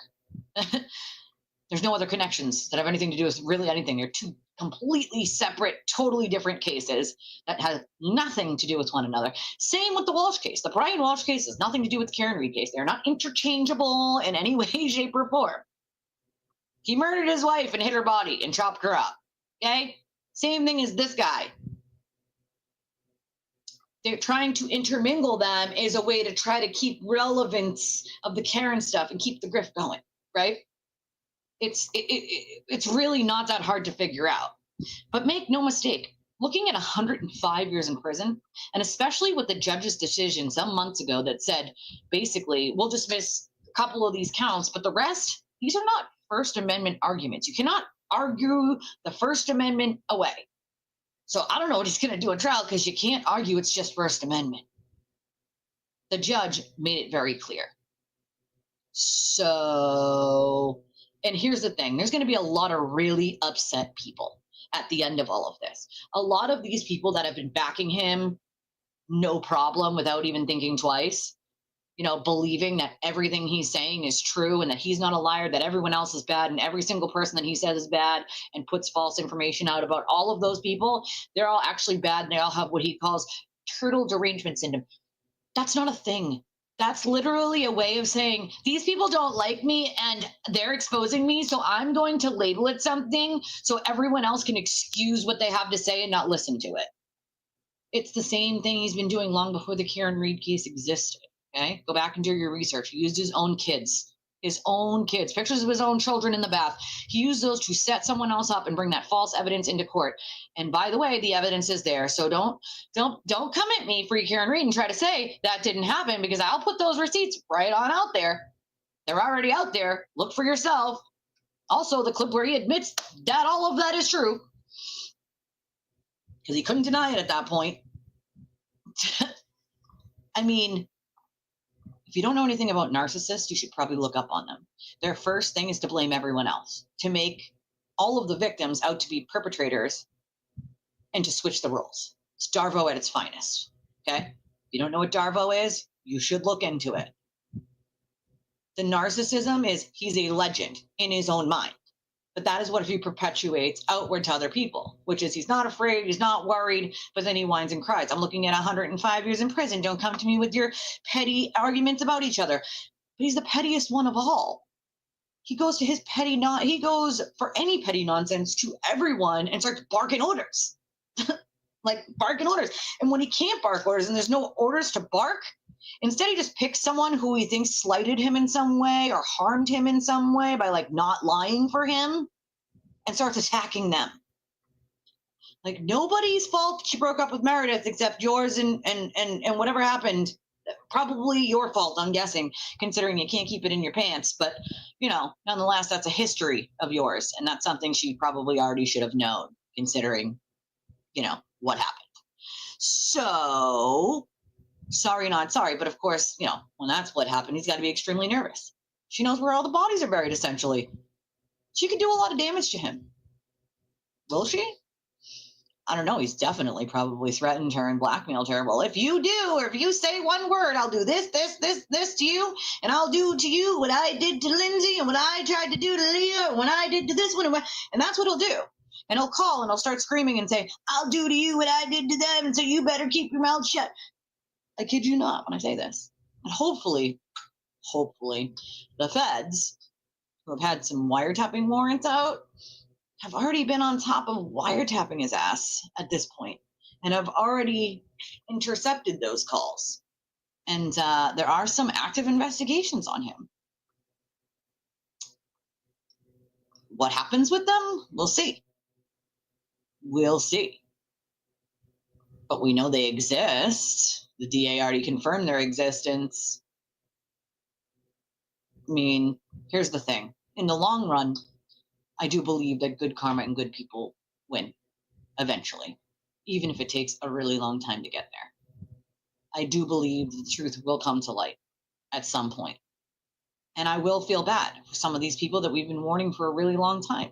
They just assume that because we don't like him, that we're just gonna lie, we're just gonna make it up, we're just gonna tell you to like watch out for him just because you don't like him. Nah, bro, I'm trying to save you the feeling of feeling like a dummy, of feeling like an idiot, and how a smart person can easily be duped by someone. Because it's happened, okay? Numerous times, over and over and over. And the fact that he takes accountability for zero should really give you the red flag, because I know privately a lot of things that are gonna come to light, and those are not good things for him. Things he has denied, things he has tried to spin as someone else's fault, things that he has completely made up different stories about that don't jive. And when all of those things eventually hit the evidence and everybody else looks at them, there's no explaining it away anymore. There's no blaming it on someone else anymore. There's no trying to downplay it anymore. It's all going to be out there. And to what end? You simp for a dude blindly that you don't know and you don't know the history of. How many people, how many innocent people he has harmed? And he continues to do so still. Make it make sense that anyone would continue in any capacity to support that. Because if it was your loved one he was doing it to, if it was you. And the saddest part is some of these people don't realize it, that we're right, until he does it to them or one of their loved ones. And when they realize that he can so easily lie about one of their loved ones or them because they simply didn't do what he wanted them to do, or he got a little jealous of them, or he thought you slighted him in some way, or he thinks you're some sock account, or he thinks you're a number that's calling him or texting him, and he goes bonkers, then they realize that he can so easily lie and spin a narrative about you that isn't true, that holy shit, it can happen to them. Like, but it shouldn't take that. It really shouldn't take that. Do your damn research. There's plenty of receipts out there for the person that he is. Believe it. Okay? Believe it. I did not see, and I've seen quite a bit privately, but I have not seen any sort of arm photo with any lumps. Nick Kassotis did get sentenced. He got life without parole, and 25 years on top of that, and that's consecutive. And then he got a bunch of 5 years, 5 years, 7 years, 5 years, 5 years, and 2 years to run concurrently. So life without parole plus 25 years is what he got. So he'll never, ever get out, ever, for sure. Do me a favor. I'm going to pull something else up real quick as the last thing that I'm going to do today. While I'm doing that, make sure you hit the like button, hit the subscribe button. If you haven't already, do so and now. There's a bunch of different ways to support the channel. I appreciate it. You can do so one of a bunch of different ways. We have a Venmo, a Cash App, a PayPal, a Revolut. We have a link in chat that you can use just a credit or debit card with. You can click on it. You can enter any amount you want, use your credit or debit, and then it sends it right to my PayPal. And you can use it for a multitude of countries, along with Revolut you can use for a multitude of countries, so you don't have to be in the United States to do so. All of that information is also in the description of the video, and it's on the front of our YouTube channel as well. Thank you for the $20 earlier from B. Tim for the Honey Bun Fund. If you watched the beginning of the show, you'll get that joke. If you didn't, go back and watch it later. You'll get it. But I appreciate you, B. Tim. I do read my donations. If you want to remain anonymous, I don't read the name unless I know the person is okay with it. Otherwise, I just read it as anonymous or your screen name. If you want to remain anonymous, that's totally fine. My Venmo's locked, my PayPal's locked. Nobody can see that you're donating. People will ask sometimes just for like job purposes or whatever, like, that some people aren't allowed to support one side or another on an issue because of their job or whatever. So nobody can see. It is locked. Nobody but me, at least. So no worries there. Let's see. Pull this up real quick here.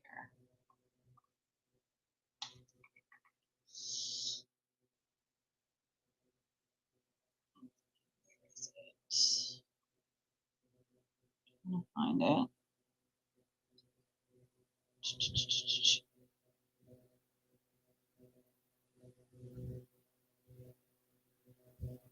I don't know why people think that people keep talking about Brian Walsh, but that happened yesterday, as far as I understand.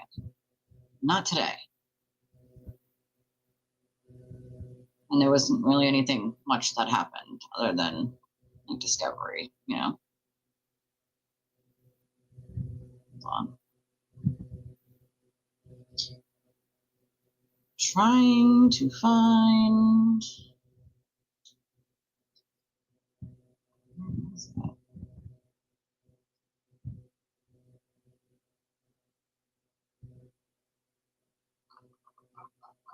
See it. Hold on.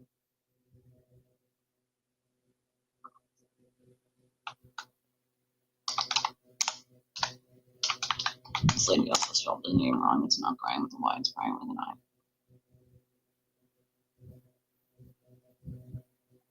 Oh God, I don't know how anybody in their right mind. Yes, I actually possess one of them, and I have since 2023. So I've heard them quite a few times, long before the public ever did. Oh yeah, they know where the bodies are buried. I have had one of those recordings sent straight from Jenna for a very, very long time, but I'm not somebody that shares things like that, especially when there's, I'll say more pertinent issues at hand happening. Sharing them publicly wasn't really, something I wanted to do. Again, I'm not in the business of embarrassing people for no real reason other than I might not like the side they're on or the issue they're taking. I could embarrass a lot of people. I could say a lot about a lot of people. I have a lot of screenshots of a lot of things from early on, and some things that are not so flattering to people who run their mouths constantly about me show that they're liars. But what would be the point? It would just be a constant back and forth of me posting screenshots. I mean, it's just pure chaos, and it doesn't serve any purpose. I'm not going to do it for content or clicks or views. I could do a whole friggin' month of content just based on that. I'm still waiting to get the sidebars from Karen's trial, but they have been impounded, so I'm waiting for them to be unimpounded so that I can get the transcripts. There is a ton of evidence in the Walsh case, but I heard those because I possess one way back since 2023, and then the other ones that came in 2024. Ones that I have are from 2023. And then there were more that came in 2024 and then 2025 that were sent, I think, to Kate or somebody, and then they sent them to Kate. But there's a multitude of them, it's not just one.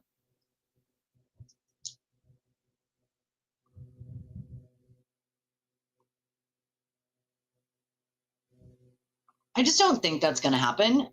If they go after the Roccos for that, they'd have to go after every little league, every, yarn knitting club, every, housewife that's trying to raffle off money for their child's, dream of dancing or dream of playing football and affording football. You know what I'm saying? Like, they'd have to go and get all of these people. You couldn't just be like, oh, well, because you raised a lot of money, we're going to go after you. They'd have to start going after everyone, and they're just not going to do that. I just don't see it ever happening. It's just not realistic to go after them for illegal fundraising. It's just not for illegal raffle. It's just not. I get why people want it. I think the one part about that is I truly believe that the Roccos think Karen is innocent. I truly believe they believe that. Obviously I don't believe that, but I believe that they believe that, So, but I don't believe they'll go after them for that, to be honest with you, at all. I know why people want it. I understand it. I just don't think it's realistic that they're going to do that. The implications of that and the effect it would have, you'd have to start going after every tiny little person that had a raffle, and they're just not going to do that. Hey, Benny. Hold on a second, guys. Just trying to see if I have an update on something I wanted to talk about, but I don't think I do.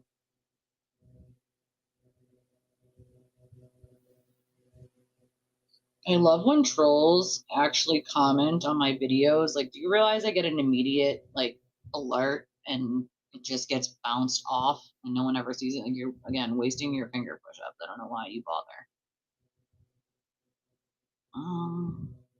No, I don't have an update on that yet. I'm working on something else for you guys, and it's just waiting on an update on something, and it's not there yet. So I shall wait on it. Yeah, that whole saying he banged his head a few days before that, that does not explain what the hell happened. Common sense. But hello, Benny. I think that at least in the aspect of dealing with him, there are a multitude of other things going on behind the scenes right now. There are a couple open investigations, I believe. And I just don't think it's going to be that easy for him. Although I understand people's skepticism because he has basically slid and slid and slid and slid out of things that nobody else would have and nobody else should have. I just don't think it's going to be that easy for him. There's way too many other things that he continues to do that's going to seal his fate. And karma's a bitch, man, right? Don't put bad karma in the world. Don't be a shitty person. Don't be a selfish person. Don't be an angry person. Don't be a mean person. Those negative vibes that you're putting out in the world, they will come back to you. They will freaking come back to you. Don't put those vibes out there, dude. Don't do it. Don't do that to people. Okay? Put good karma out there. Be a good person. Be a decent person, at least. At the very least. help your neighbor carry their groceries, hold the door open for the lady behind you, tell somebody you like their earrings or their shirt or their shoes when you do. Say it out loud, smile at someone, offer to buy the person's coffee in front of you. Do something to be a good person. Try to do one thing every day, right? Be better today than you were yesterday. That's the thing, right? That's the motto. Same thing that I've been trying to go by for a long time, and nobody's perfect. We don't always get it right. And some of those days we have shitty days and just can't hit the nail on the head. But we're human, right? Perfectly imperfect humans, okay? But try to be a better person today than you were yesterday. Try to do something nice for someone today, anyone today. Doesn't matter who it is. Could be your child, it could be your mother, it could be your neighbor, it could be a stranger at the store or outside walking. It doesn't matter. Do something kind for someone today, or at least try to do something kind for someone today. And it doesn't cost money to be a decent human. It just doesn't. All right. Can't go over that thing because I'm not done with it. So, guess I'll wrap it up now, but I do have this. I have a live stream I'll be doing tonight around 8. Now, I haven't nailed down the exact time yet just because I was working on a couple other things, but I will be doing one tonight. I got a couple other things I wanted to do with you guys and go over with you guys. And we had the, trial watch today, so I didn't have the opportunity to do some of the stuff I wanted to do and some of the stuff I wanted to talk about. But I am doing another live stream tonight. It'll be around 8. Obviously, I will post it, and then I will, have Jesse put the link in our Discord, and then I will also post on my, also, if you guys didn't already know, there is a Twisted Tragedies Facebook. I oftentimes will get a lot of friend requests on my personal Facebook. It's nothing personal, you guys, but I don't have that much space to accept a bunch of people on my personal one. So that's why I have the Twisted Tragedies one. Follow that one. There's very little space left, or I'm full on friends, and I don't want to make it full. So follow the Twisted Tragedies Facebook page if you're on Facebook and you're looking for me. There is a Twisted Tragedies Facebook page. Hit the like button. I know I'm not super active on there. I'm going to be better about that, I promise. I'm also on X, which I try to stay off of because it is a cesspool. I promise you that. But it is good for I get sources and people that communicate with me that way. And overseas they can call from Twitter. So it's good for some things. This is not always good for everything. So, I'm going to be picking up my my social media footprint, doing some clips, things of that nature. I'm working on some long form videos to actually put out, and some shorts, which are a pain in the ass to do, but I am going to do them. So if you already haven't gotten your membership to the channel, get your membership to the channel. There's 4 tiers. We're going to be doing more members only stuff, more members see it first stuff, things of that nature. That little QR code in the top of the screen there, in that little box, that one there, that one, if you just scan that, that will bring you, if you have an iPhone, straight to where you can buy a membership to the channel. The lowest tier, I think, is $2.99 or $3.99. And then there's 4 different ones you can choose from. If you'd like to donate to the channel, we rely only on the kindness of the people who watch us to keep our channel running. And we're not a huge channel, we're still a tiny channel. We're still a small channel. So we're still, trying to find our way here.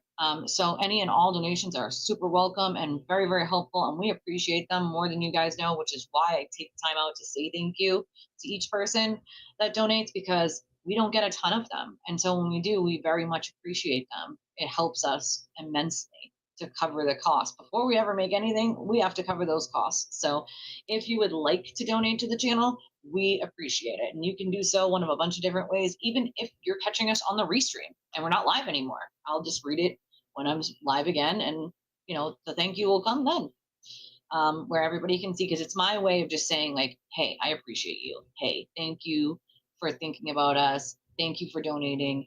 We appreciate it.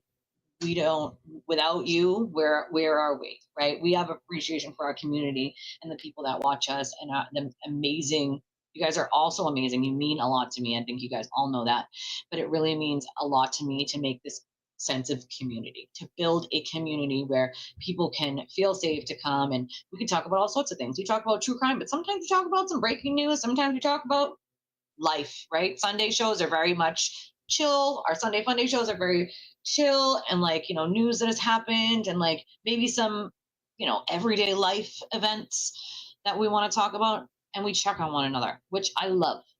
I love that. That's what a community should do. If you don't see someone in chat that's normally in chat, you email them, you check on them, you make sure they're okay. And if somebody goes through something and they need something, we come together as a community and we help the best way we know how, because it takes a village. It's not just a saying. It's a real thing. It takes a village, and not all of us have families that can help, right? I don't, so I know exactly what that's like for some of you who don't have families that they can say, hey, my car broke down and I'm $200 short and I can't fix the brakes and I can't get to work and you have nowhere else to turn. That's what a community is for. If everybody threw in $5, it would be fixed in no time, right? That's what a sense of community is for, and I don't want anybody to feel like they can't do that. Of course you can. That is what we're here for, right? And everybody knows that they can get me on social media. You can email me at twistedtragedies3@gmail.com, and I'm pretty good at making sure I get back to people one way or another. Like I said, I do have X, I do have Facebook. I'm working on my Instagram. I don't use like Snapchat, Instagram, but I'm on TikTok really, but I'm integrating into that at the moment. So we're doing bigger and better things. Reddit, we have our Discord, which a lot of great information is shared in. Most of you are in the Discord, which I appreciate. I'm gonna have to get the link from my phone and post it, and I'll change the description of the video later and put the Discord link in there. Yeah, well, I mean, she's been milking that 15 minutes for quite some time. It's over, though. Did anybody tell her it was over? Because it's over. It's been over. I don't even know why she's still talking about it, to be honest. Unless there's, like, news on it, it doesn't make sense to keep talking about the same nonsensical theories that she has and have that don't jive with evidence. It just makes sense. It's not intelligent conversation. So hence why I don't even engage her. That's what she wants, right? Don't feed the trolls, folks. Don't engage with somebody that's looking for that 15 minutes because that's what she's doing. The whole point is to aggravate you enough that you respond. I'm not going to give her that. I refuse. There's a reason why I don't say a lot on X. Once, I'll defend people I know of things that are not true. I will call out something that I know isn't true. And I think there's a reason why I don't post incessantly on X 6 or 7 or 8 or 9 or 10 times a day. Because when I say something, I want people to know that A, it's coming from me, and B, it's the truth. And so I'm not going to post 20 times a day, right? I'm going to post when I think it's important. Or when someone's saying something that I know to not be true, and then post what the truth is. Because if you post 20 times a day, people are just going to scroll past your shit and be like, oh, I think I'll post it again. Like, I mean, it's one thing if you're got that many cases and like there's that much breaking news. Cool, that's fine, that's great. Then you post that much. But there isn't right now. So, I just don't feel the need. Don't feed. Don't feed into it because that's what she wants. You know what I mean? Just don't feed into it. I mean, here's the thing. To be a lawyer in Brazil is the equivalent of 4 years in college here. It is not the high standards that we set here in the United States to actually be an attorney here. So it's fairly easy, just saying, to be an attorney in Brazil. Just throwing that out there. Throwing that out there. But once again, I mean, for somebody who claimed to be an attorney, your common sense kind of went out the window, in my opinion. So I really think we need IQ tests for our jurors at this point. I mean, I don't think we can just throw anybody in there because I don't really think that's fair to the person on trial to have to actually deal with people who have no common sense whatsoever as a problem.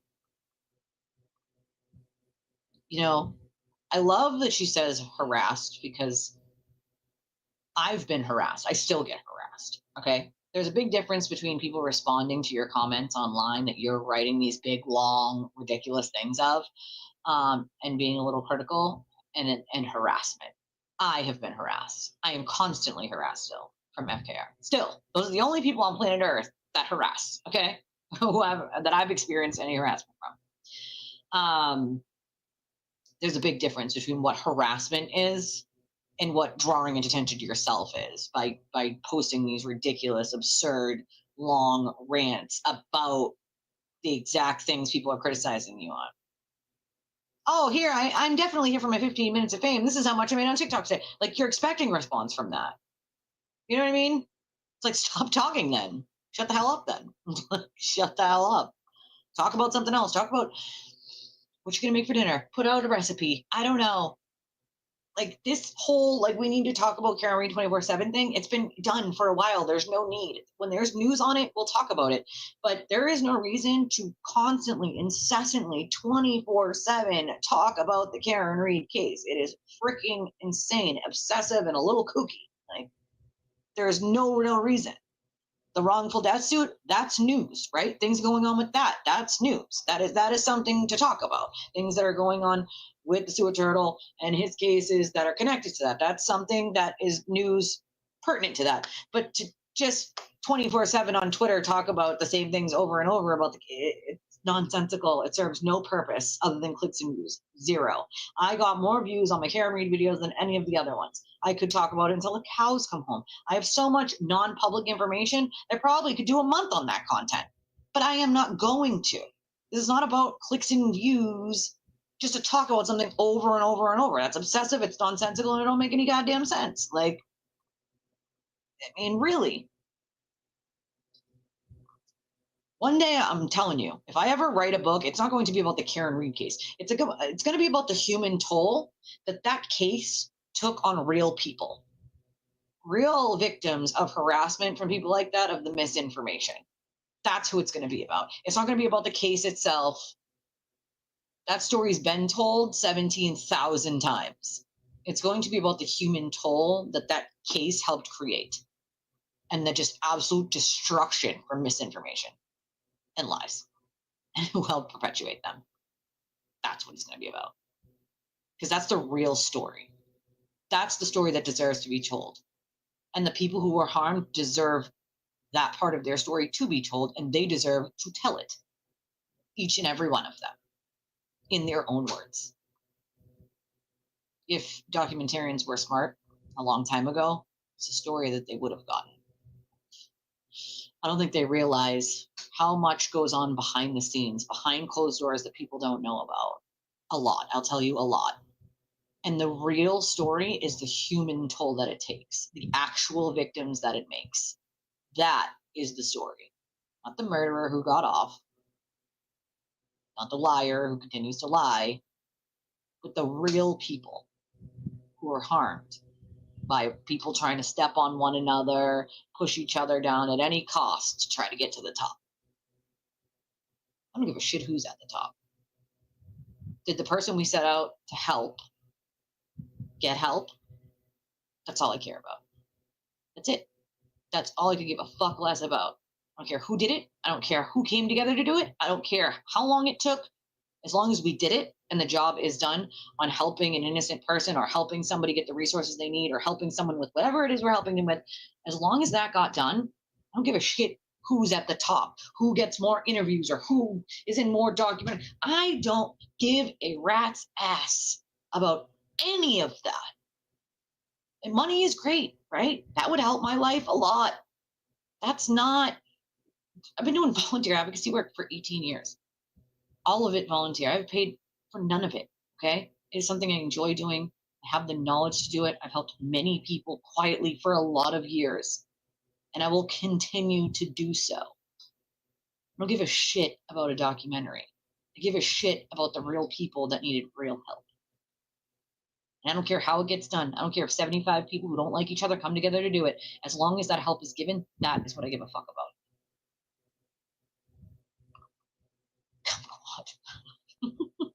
Jim. Give it up to Jim to say the word kumquat. It's a funny word, ain't it? All right. Right. All right. I love your stinking faces. If you're catching on the replay, comment on the video, give it a like. I'd appreciate it. I love y'all. Hopefully I'll see you guys tonight. If I don't get to see you tonight, I will see y'all in the morning. Everybody have an amazing day. Try to enjoy the day. I actually have to go do laundry, so that's about to happen. So everybody else enjoy your day more than me for doing laundry. Okay? I love your stinking faces. I'll either see you tonight if you pop on tonight, or I'll see you in the morning. Bye, everybody.